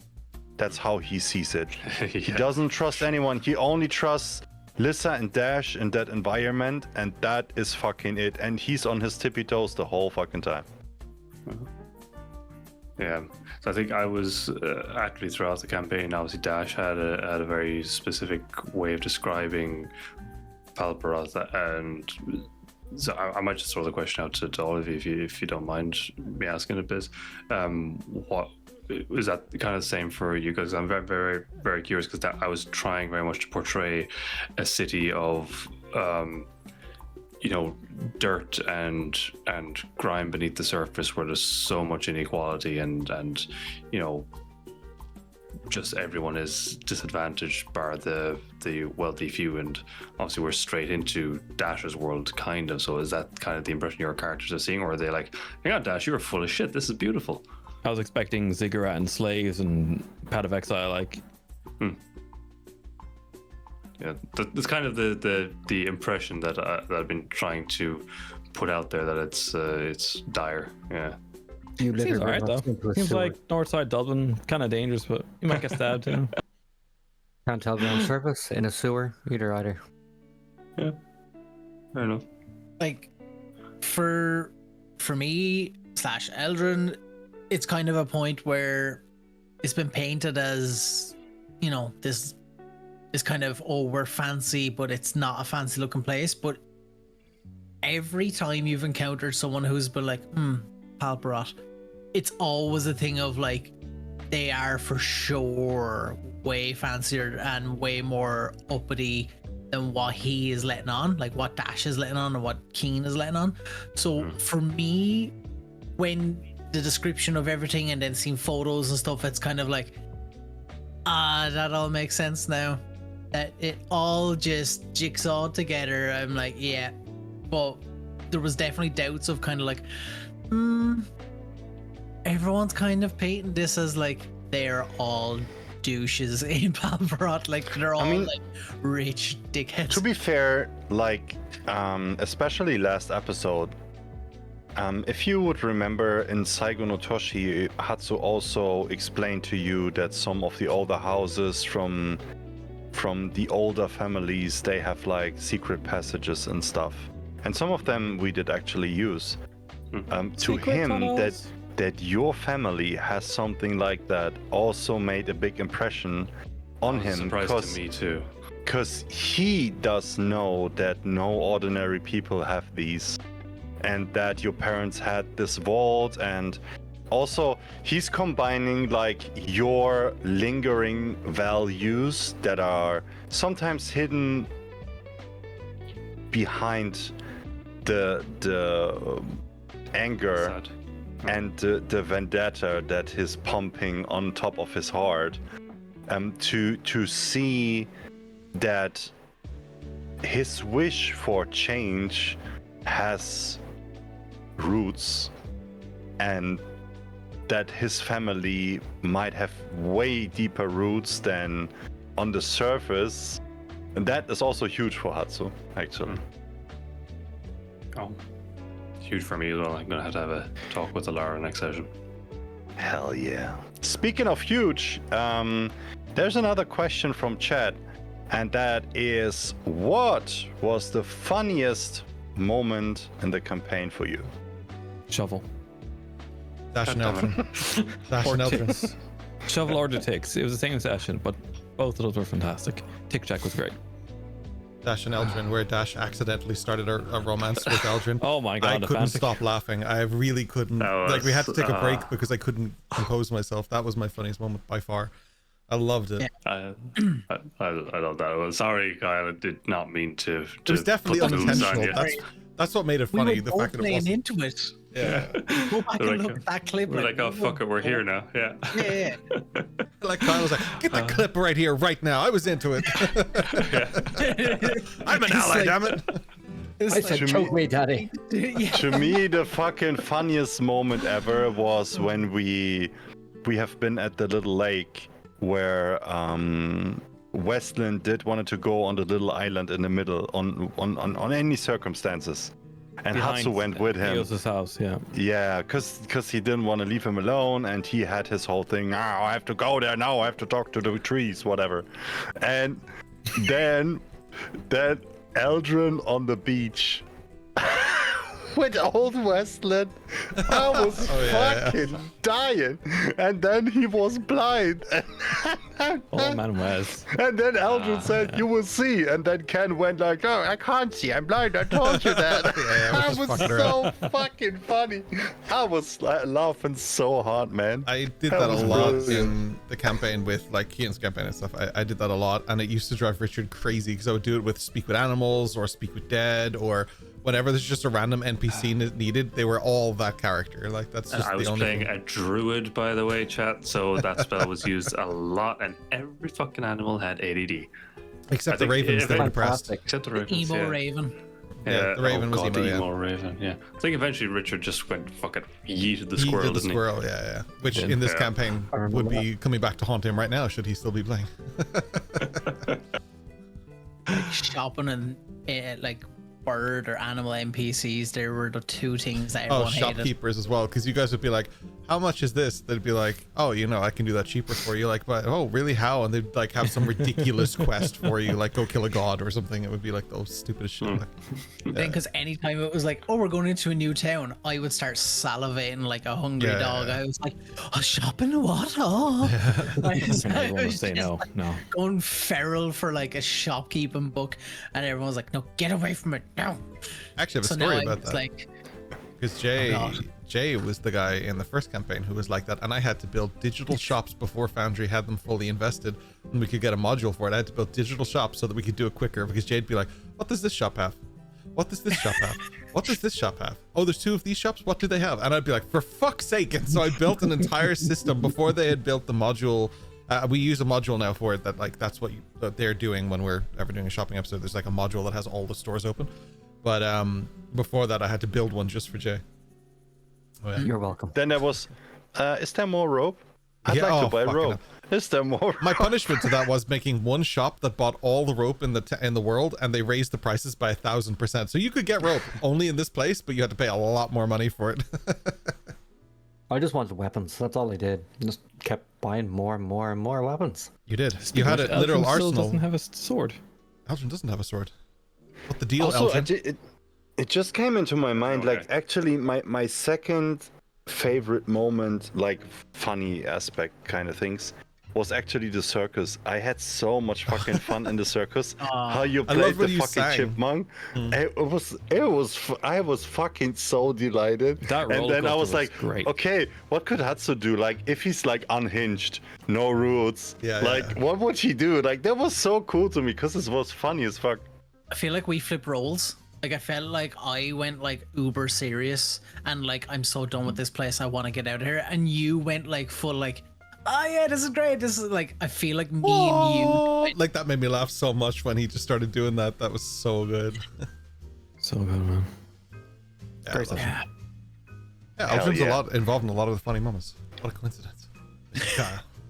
Like even last campaign. Remember the time we were like in combat and the music was like reaching this like pinnacle point and I was like, the music is climaxing and so am I. Yeah, I remember that. Before we Yeah, could clip, yeah. yeah. Before we could clip, yeah. There We was- have there it was all no recorded. We have anything. every session I've ever done has been recorded in one way or another. Jesus. Okay, I want one promise on stream. When I come over to Ireland Yeah. and I will settle down at your place for 10 days, will we not rewatch in all the episodes for campaign 1? I'm in. 130 episodes or something. Holy man! And most of it is just. I mean, who Most needs of it is sleep, just right? bullshit. Like we did a live session that was 13 hours long, and we recorded that too. And I've never looked at that footage once. the hell? But we did a live session, and we played for 13 hours, and I have this readout of one of the guys who's playing a cleric. His name's Bryn, and he or Kaludali, as you zoom in chat. And he sent me a picture the next day. Like, so they went to the top of this tower that we'd been building up to for multiple sessions. They were trying to get there. They went to the top of this tower, and there was a beholder there. And when the character that was disguised, that was helping them and stuff, turned into a beholder, Bryn sent me a screenshot of his heart rate that jumped to like 130, and like it absolutely God. spiked, and he was having like a full-blown panic attack at that moment. That's like absolutely crazy. And he sent me a screenshot of it, and I made these little books from that session, and I still have it somewhere that has like Bryn's cardiac arrest in it. Why did Bryn have a heart monitor? It was his watch. Like it was just like his Yeah. watch. Oh, okay, smartwatch. thank God. Okay. Yeah. The watch. Why did he have a heart monitor? Because I'm a bastard. Because of you. Yeah. Following up on a question that I asked some people, I would also want to ask Dash, like what is Dash's perspective on like the party's like hidden networks when you think about Amadriana and allies evolved since for example, like Saigo no Toshi, you saw all the relations and what went wrong and how they have been overthrown and stuff. Did he realize how deep the political influences, undercurrents are, what's going on, these, then that? Good question. And does he get a better understanding, like who actually runs the Isles? Because he's from Palparoth, right? He witnessed all the influence from the king and stuff. But did he actually estimate like the depth of it all? No, definitely not. Dash was very kind of surface level because he's he's young too, I suppose, and that's a fact that kind of get lost in the campaign a bit. That he's very young. He was being sheltered from a lot of it by his mother, as you'll have seen last episode, that she hasn't really let a lot be known. Dash didn't know that she was involved in the helping of magical creatures at all. That's brand new information to him. He always had this view of her as kind of like a relatively simple. I'm also pretty Taylor, sure very that innocent. learning about Marcus doing it was also in this campaign at some point. Like, I'm actually not sure that Dash Yeah. knew that prior to the campaign. I think he learned that in the campaign, right? You learn I that swear, the in my campaign, mind, early it turned ish out days. Dash's dad is Black Panther or something like that. Super crazy. I think we picked up on that with Which is Shadowbane, the name I'll never forget again. Yeah, with the courtroom thing, with what's his name that looked like Grimstone? Gravestone man. yes, him, Thaddeus yes, Grimstone. Thaddeus Grimstone. He picked up on it then, when he knew He told you. Dash's father. That's right, yeah. He basically he heavily implied it, and then I think we had the conversation with Remington, and kind of then Dash's eyes were open, like, okay, I've kind of followed my father's footsteps a bit here. I'm But not he- going to spoil it too much, but there's actually more sauce to that story, like a much more rich sauce to that story that I really want to get into at some point. So I'm hoping that It's- actually comes up at some point, because it's if it literally been doesn't, someone ask me after the campaign, because there's much more sauce to that I want to get into. Yeah, it's been on my mind since last week, to be honest. But yeah, he's been relatively sheltered from all of it, so his entire world was basically himself, his mother, Elendor, and Lissa. That was his entire world. He knew people, but they didn't know Dash on any deeper level. He didn't know them on any deeper level. He didn't care to know. So all of the ins and outs of the It political was necessary connections to make to get through the city, right? Yeah, exactly. So he kind of had his view of the king and the political structure in Palperoth, and to him, where he was growing up, that's what's out there as well. That is the world. King kind of controls all. That was basically his assumption of it, and it wasn't until even arriving at the Arcanum, because Dash was there thinking he can make a quick buck, and then it was like sitting in the cart and seeing Eos there. He's like, "What the fuck?"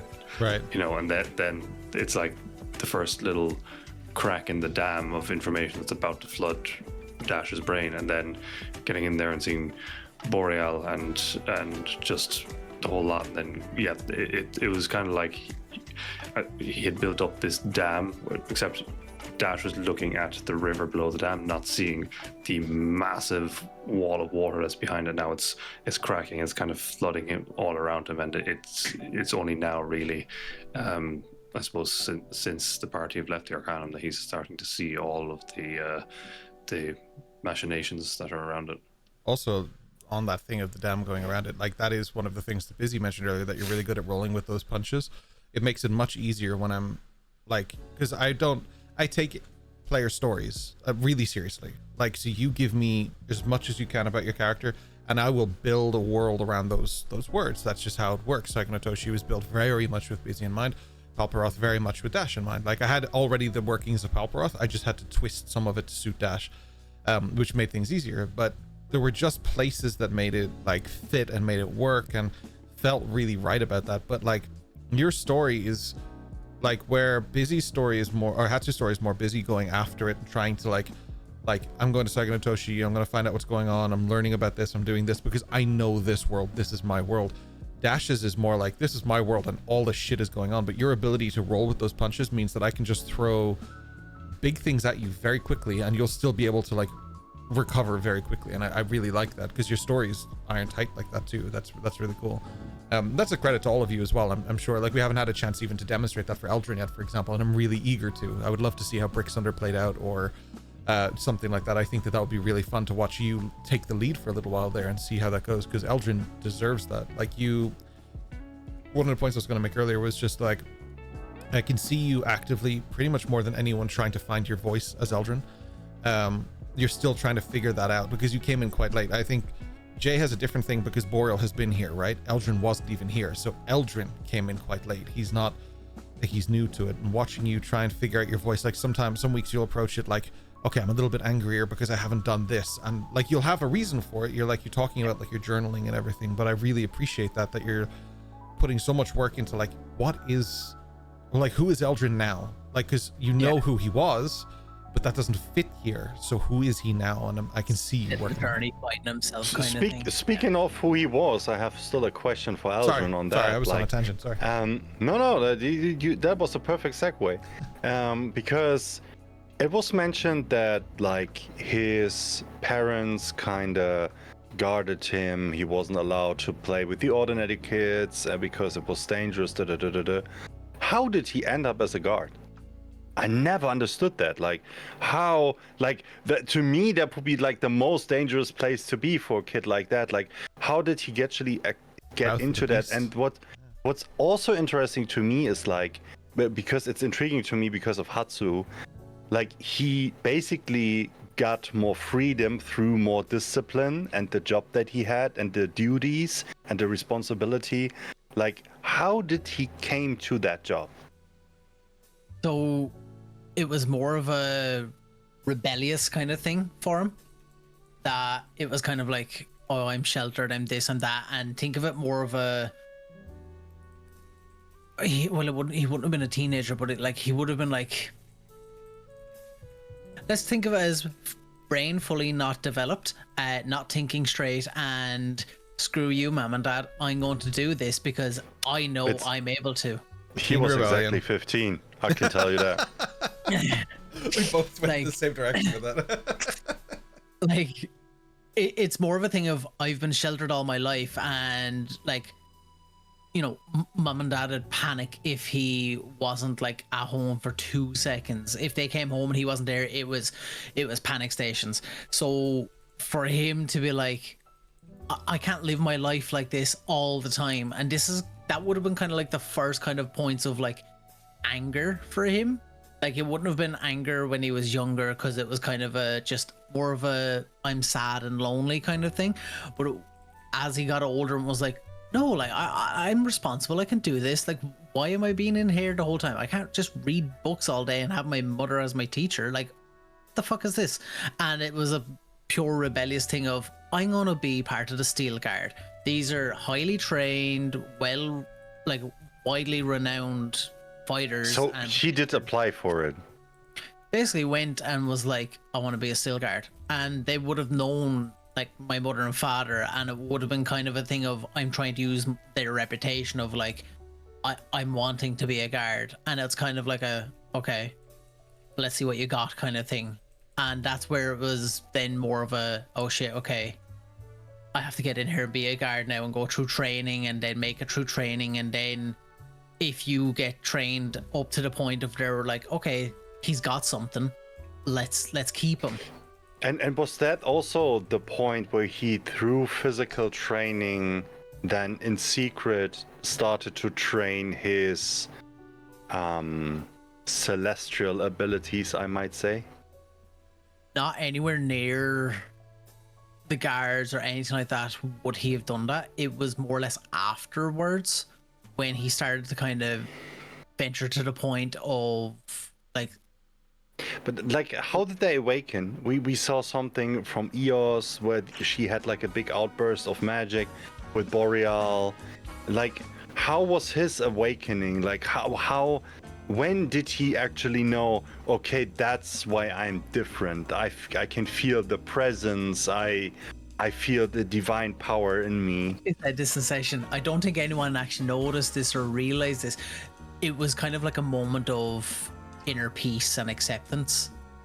I remember like explaining this in such, this was like really early, so like without me being the character, I would have forgotten this even.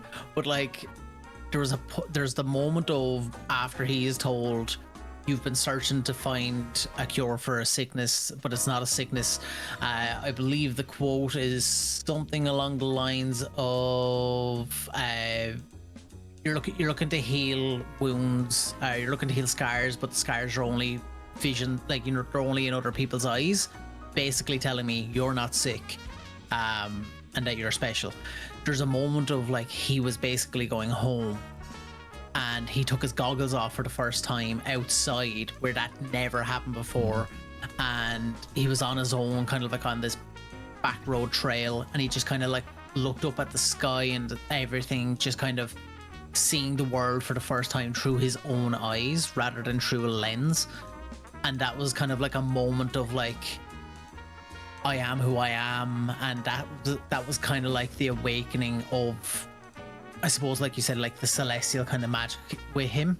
That kind of started the journey then of, okay, I'm not just some dude with fucking bright eyes.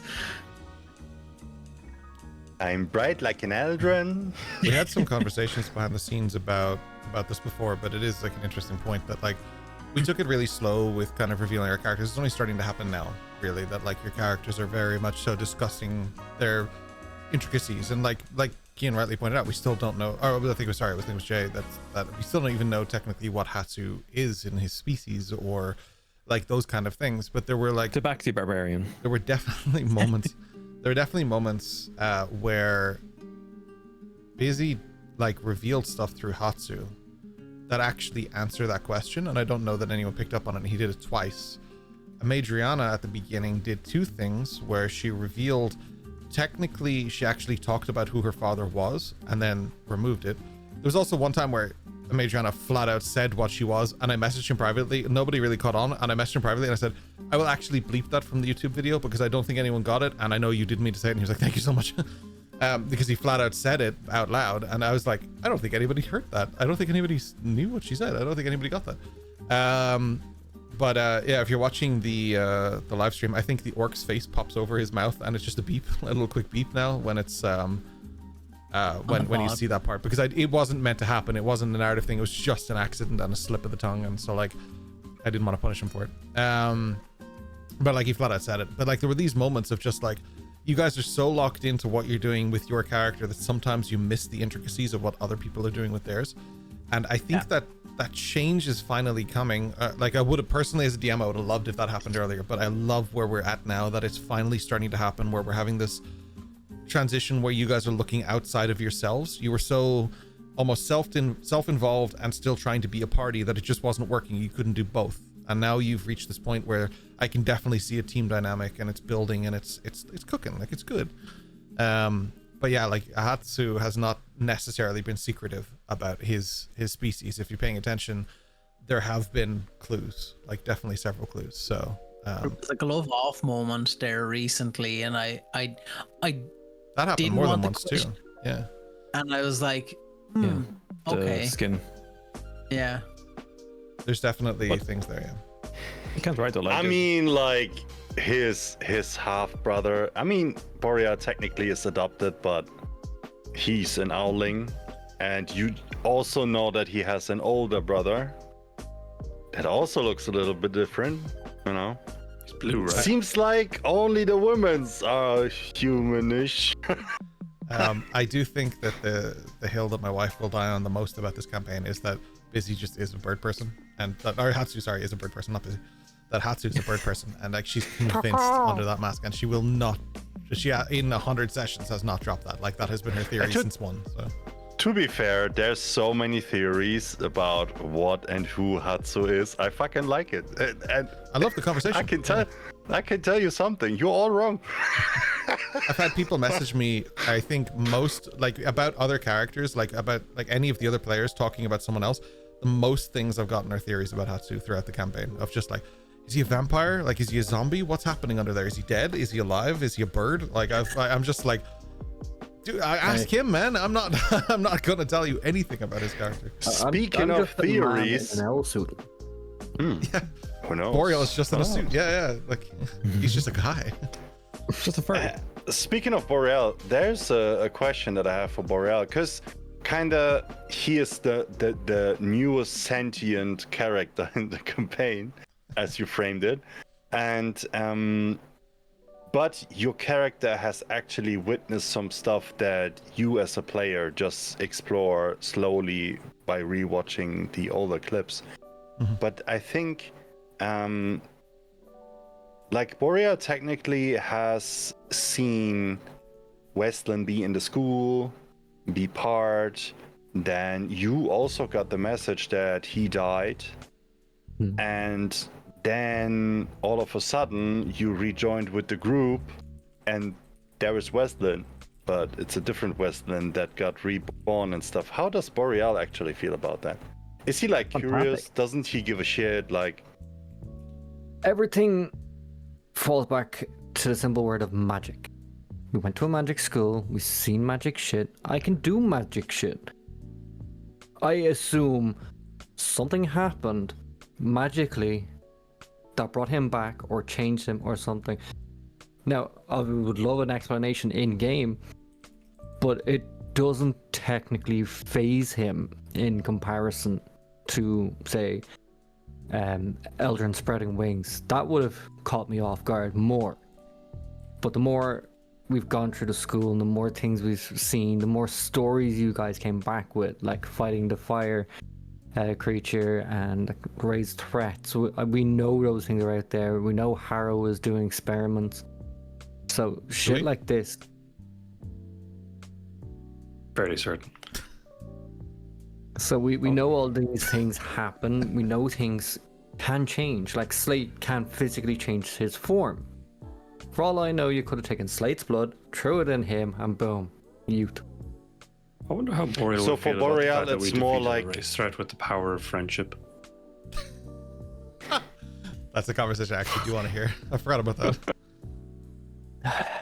Needs more fire. On that regard, I think you kind of blended in like that you learned the rules in Saigon Otoshi, but I feel like to Boreal it's more like it's like a general direction. Okay, it's not like cemented in, like you can find your way through that. So my How question on I that, view it- my last question actually on that would be, like you see your brothers obviously obsessed with rules. Eos is obsessed with company names. Westland is obsessed with forest ownership.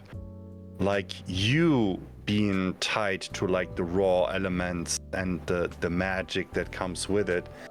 Do you find their need of all of that foolish?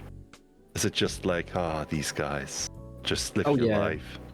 Oh yeah, like I sat in a room looking at cats go past and Eos counting cats and slowly losing her mind. And I just went, nah. And I opened my book and I went back to reading because fuck this shit. But you can't read. You don't think I can read? It's an illusion I spell. can make it canon. There's actually try. one. I told one you more before, question. give me a box of crayons and a magic missile spell and I will do it. We need the IP for crayon.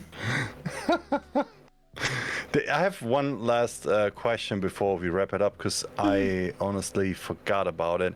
But it's a question related to Dash. I've asked similar questions to other people, but besides, let's say, Lissa and his kids, like,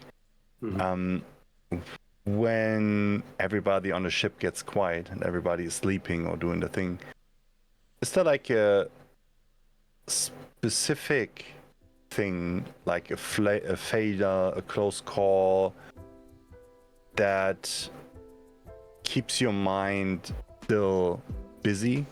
Like when Dash is trying to sleep, is there something would you say, man, that bothers me, that didn't work as intended, or I wasn't just capable of doing it, or I missed that, I should have done that, something like that?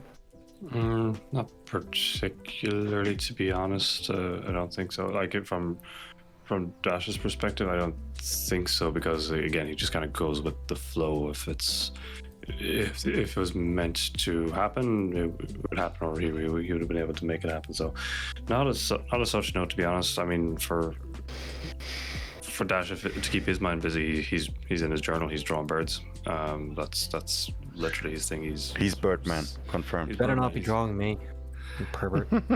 He is while you're naked standing at Virelia's house. Borea, can you just stay still for a second? Maybe like one of your French Spread birds. your wings. Yeah, that's kind of a strange parallel that's come up with Mariana's wings and the owlin, and so many bird references, and like that was just like myself and Ken just had to like.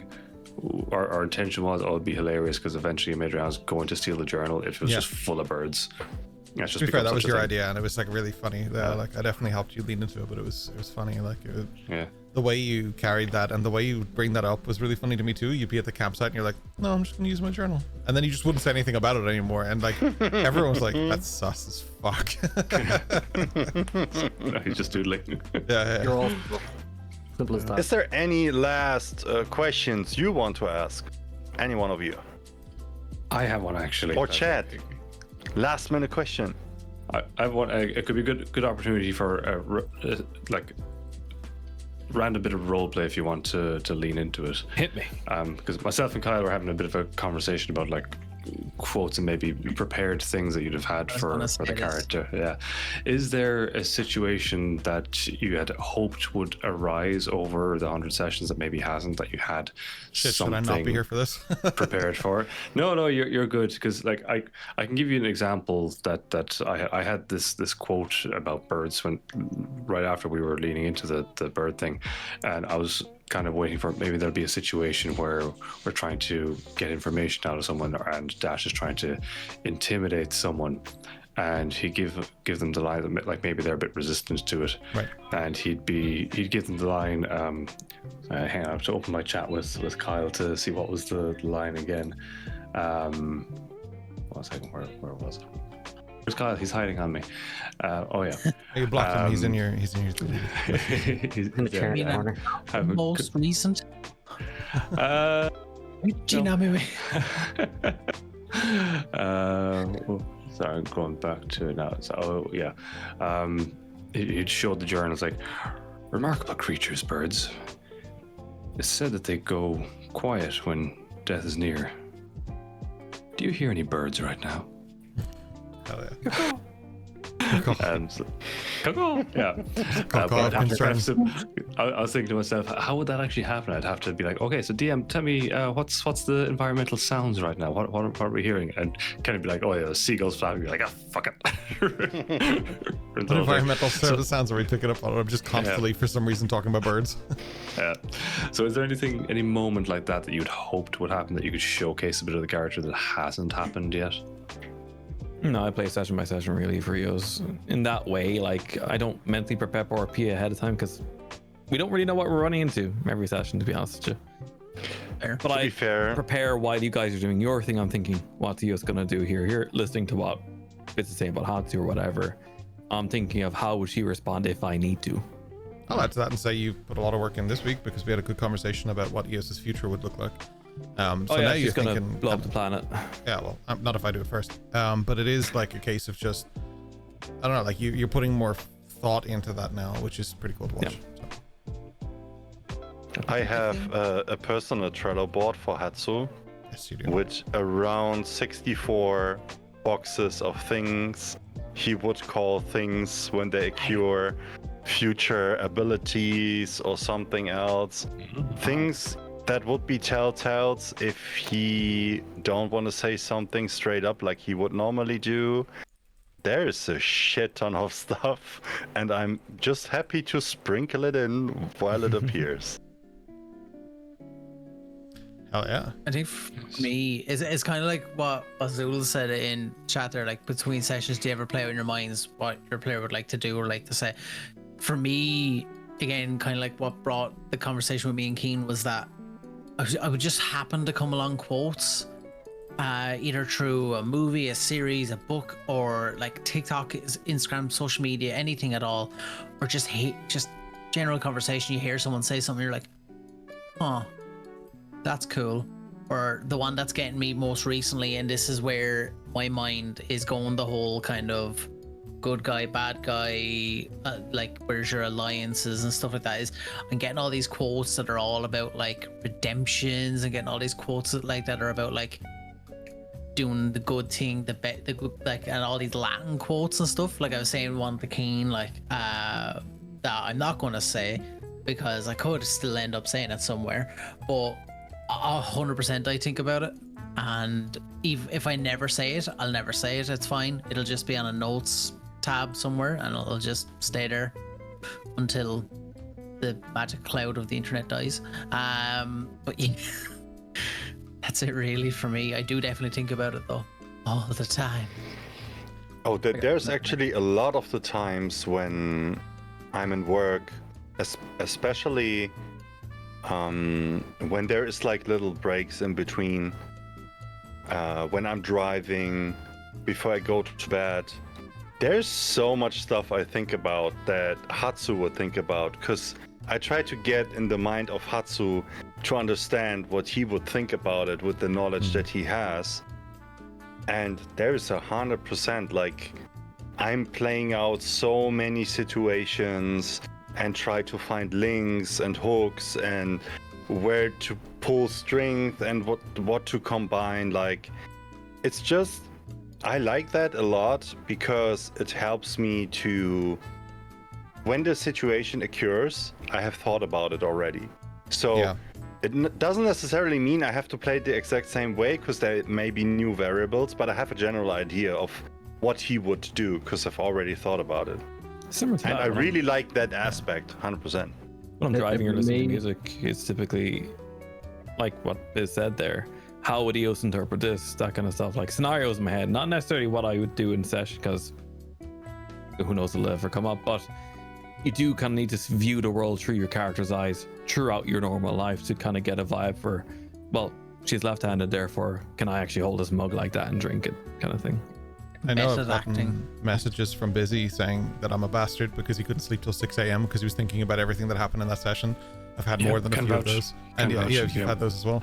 I've also got messages from Kian with like monologue ideas or like cool things that he's been daydreaming or cooking up and things that may not pass or may not whatever, but like it's like I know that definitely there's more. I'm one of them that's guilty for wandering around my kitchen should just that- screaming quotes like That monologue in Saganotoshi that I dropped, that was kind of, I was like, I need to get this in, kind of thing at the time. That was something you had thought up a long time ago and the event arose, but like you had talked about that more than once, a few times, that like this is something that you're like that you want to lean into and move towards should the opportunity ever arise, like that kind of thing. Yeah.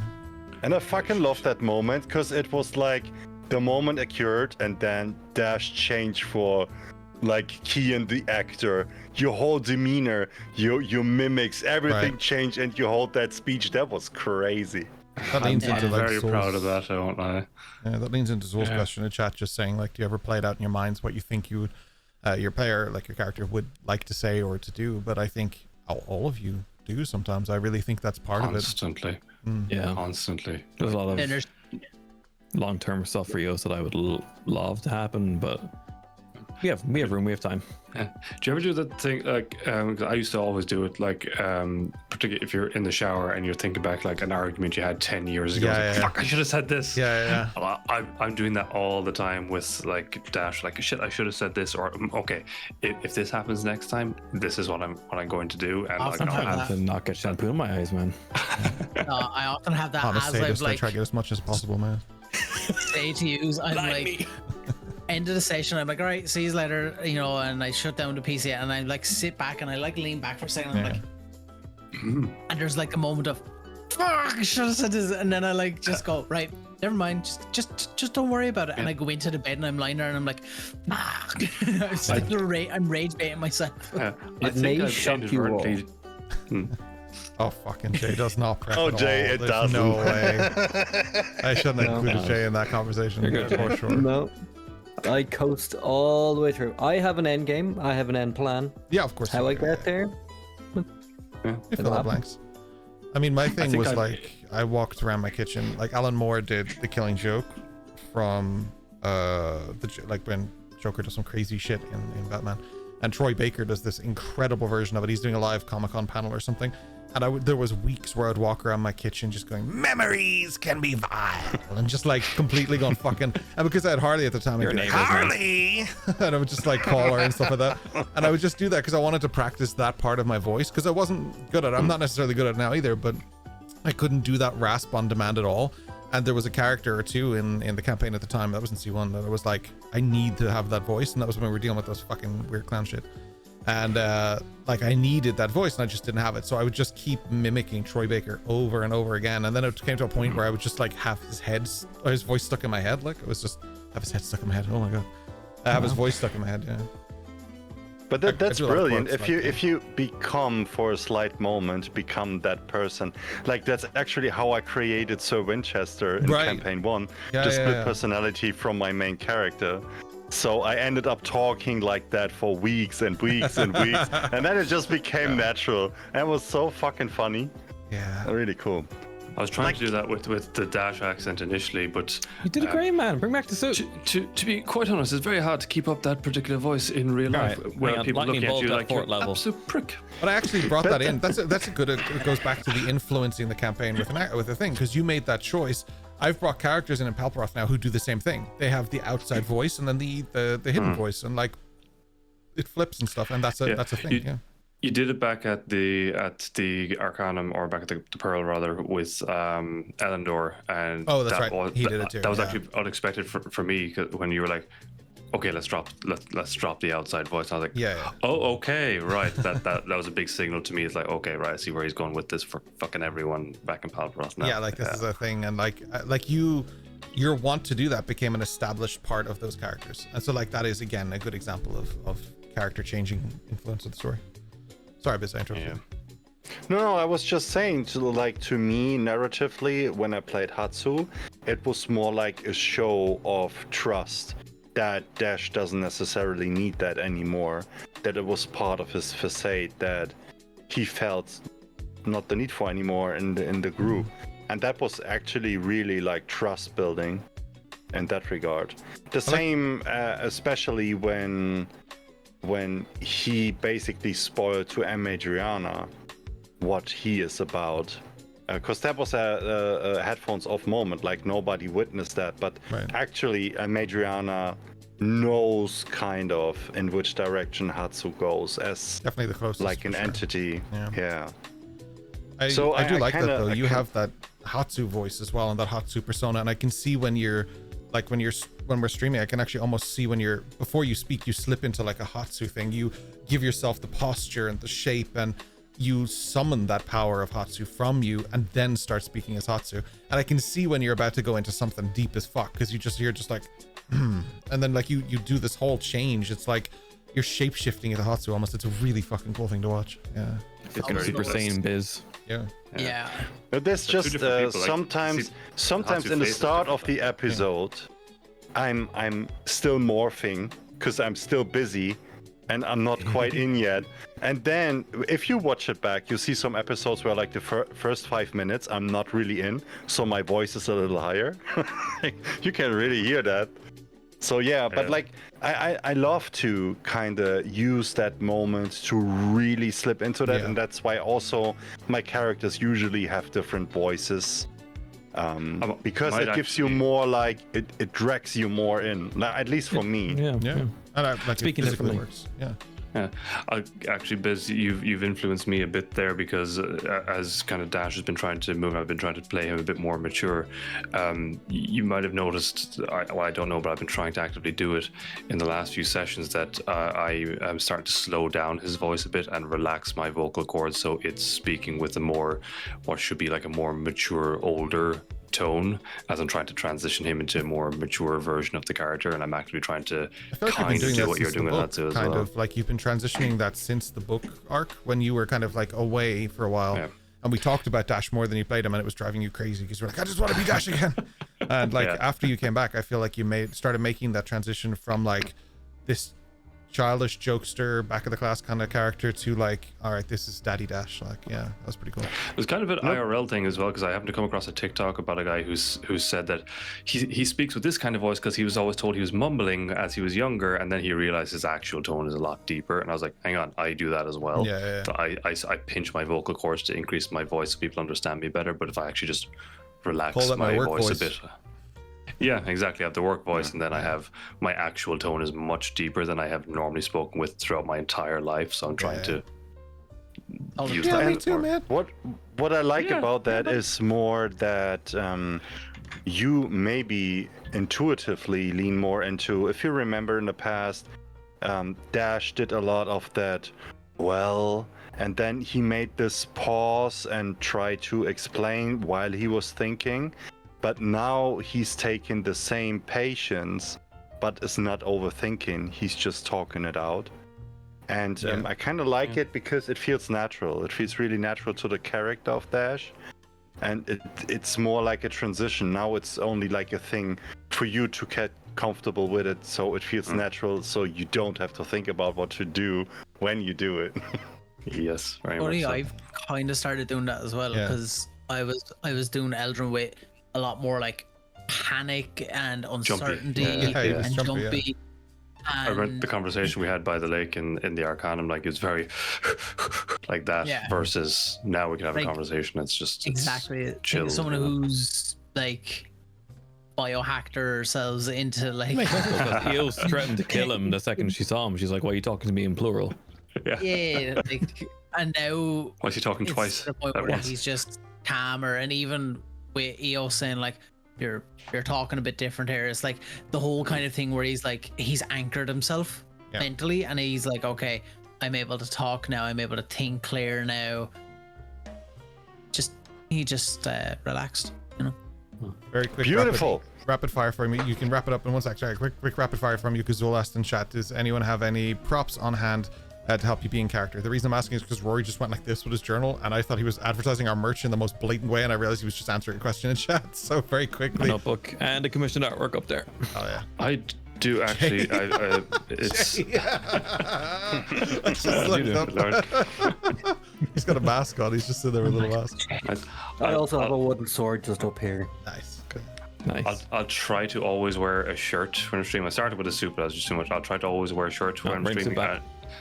It's too much. I'm set in the today. suit actually, You'll die. and I'll usually have a glass of wine as well, because that Can't play kind this of game helps sober. I me. get it. Yeah. We don't promote Yeah, alcoholism. exactly. That's king coded. That is. Well, no, it's usually because that was kind of how I wrote Dash, was that he likes fine wine and stuff like that. So that kind of helps me, even if I'm not drinking, if I have the glass here, that kind of helps me feel grounded in the poshness that he was portraying. Even if he's not doing it at the moment, it's just kind of a physical reminder that this is the facade that exists to him. I need to find something. Best thing I can find is probably my sunglasses. I have this as He's a well. cop. Oh yes, you do. Oh Jay, tell the story really quick. Tiago. We have to wrap it up really quick. Broke originally. As you can see, it was supposed to be 2 feet, so my person was here. This is me going down the stairs on a shield, Doing the where I rolled a Legolas. nat 20. Yeah. But He what you said- can't see too well is there's words written there that says box or chest of copper. Yeah. It's In the very first episode that the lads threw in. yeah. I But think I I've look made that at for you, it. right? Yeah, that was cool. Yeah, I look at it before every session to remind myself of like where we were, where we're going, and everything. Not just through the one campaign, but through all of them, and the decisions and the stupid things you do have ramifications further down the line and joy. What he's also not adding is the group were trying to be stealthy, and he was like, "Can I roll a nat 20 to go down the stairs on the shield and be quiet?" And he got a nat 20. I said, "You need a nat 20 for this," and he got a nat 20. He's like, "Can I roll for this?" I was like, "You need a nat 20." Sometimes you don't. You need this number, and we hit the number. Like That was such a fucking epic moment. That still, like on the last few episodes on the campaign, it was even mentioned. Like it, crazy. And that was really early on. Yeah, it was like your first encounter in the house. My To thing, me- my prop, just very quickly, is I'm using Voldemort's wand. And if I'm writing notes, I'm using Ooh. Voldemort's wand pen. So I'm just saying that when I'm thinking about you guys, just know. And I have You're this in my Death hand nearly Eater. every session. Yeah, gotcha. I'm Slytherin as fuck, man. Holy shit. That's it. What's yours? To wrap it up, I mentioned in one of the Beyond the Isles episodes where I talked about Hatsu that he was heavily inspired by 2 real persons, actually. Yeah. And one of them is Takomatsu Toshitsugu, which I post his name in chat. You can Google him up. He is not alive anymore, but he is like what I would envision as Hatsu's grandfather. And so when I try, like an hour before session, I look into the pictures. I think about the schools that he stand for as a master. What actually grew out of that, who his students was, who were my teachers from that lineage and stuff like that. And that really keeps me going into the role of Hatsu. And then I just try to think about things that would go in through Hatsu's mind. And I try to talk a little bit. And that usually brings me into that. But I think, like Clever Girl said, music is strong for that. If you have like certain playlists that would get you in the mood of that character, certain pictures. Some people do also mood boards with different pictures. I think about sakura trees, how Saigo no Toshi looks, how he would feel about his whole lineage, the sword that he's carrying that is kind of special to him as well, to get more into it. That would be the gist for Hatsu. Hell yeah. How would you describe the vibe of your character? A, with a musical artist. Secondly, with a visual artist. And third, quick word. I don't have an answer because I'm a DM. The mood of my character is whatever I want it to be in that moment. What were your three things? A visual artist, Musical artist. Musical and artist. A quick, just kind of statement. visual artist. If I could take an actor, would be looking at maybe Daniel Craig's James Bond. Musical artist. Ooh, that is a tough one. Don't think I'd have a musical artist influence. Or band. Really. Band, maybe. My Chemical Romance, maybe, because there is that bit in How him. are you not going Chris Green Day, Cornell? or- You know my name on this one. because that's doubling up on the same. Probably Green Day, Doubling actually, up also. the anti-establishment side of it, and then, in a word, complicated. Green is a good choice. I would say Ip Man. Okay. Then I would say Beethoven. Ooh. And then I say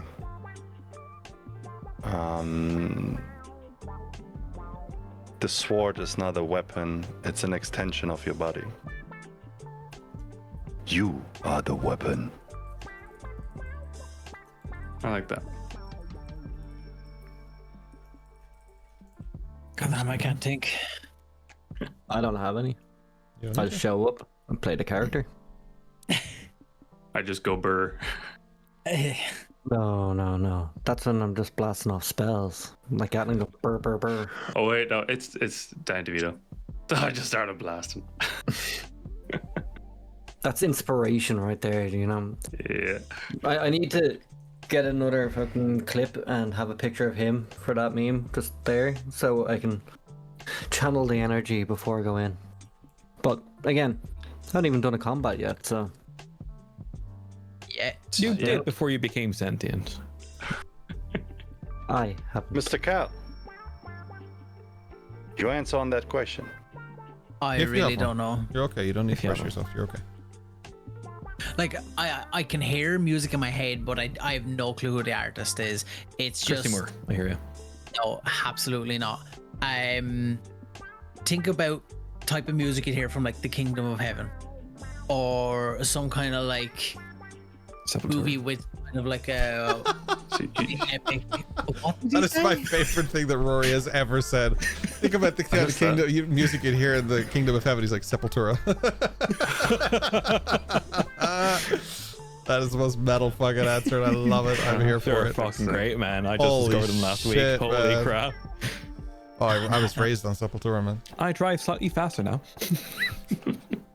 But yeah, that would probably be it. Like, I'll just throw Hans Zimmer in. Maybe, you know, I love Daddy Zim. Yeah, that'd be about it, really. Other than that, a word to describe him. Again, complicated, confused, searching. So many words. One word, and I list out 5. Growing, Anyway, man. Growing. One word would be enough. Shaggy. Zoinks! Zoinks. Well, it was a pleasure to be with you here, guys, to be with all of you in Absolutely. chat. Thank you for all these super nice questions. Thanks for coming together with us for Beyond the Isles after episode 100. 100 episode. It's crazy. It's years. It's awesome. Thank you for all your support. Thank you for always showing up and spreading love. And we hope to entertain you. If you have more questions for us for the next Beyond the Isles, feel free to put them in chat. We will collect them as well. Yeah, for 125. And tell your friends about it. Tell your friends if you really enjoy what you do. And yeah, get really into it. Get into your characters and spread the love. Be the and hero the you want to be. desire for D&D. And villain I want with you to that be. said, DM Ken will tell you who we rate, not We're host. doing a sort of special To raid wrap it today. up. So, for a long time, we've had a back and forth, oddly enough, with Rollforth, who are another D&D streamers. They do bi-weekly streams. Twice a month they stream. I've confused myself. Bi-weekly and Pride Month? Bi-weekly. Yes, in Pride Month. Yeah. And one of the people who pops into our chat and stuff as well is Monkey Mel, and she's actually doing her first ever sponsored stream, so I want to show her some love. She will also talk D&D with you gladly, I'm sure, so do bring it up. But we'll just show some love towards some people who always show us love. So Orc Raid and all of that, give them some love from us and congratulate them on their first sponsored stream. They want to get as much lurking and viewing as possible, so even if you just sit there and lurk, it would mean the world to them, I'm sure. Thank you so much for being with us. 100 sessions. I'm proud of these fuckers for making it that far. You know, we'll do a channel poll to see if we make it another 100. How's that? Awesome. Much love. Have a good weekend. We'll see you on Wednesday. When I will be dying. Bye. Yes. Goodbye. I can't find the button, guys. Wait. Oh no. Oh god. Oh, God. We're going. Tech issues. We're allowed to have tech issues. Okay, we're rating now. Bye. I don't-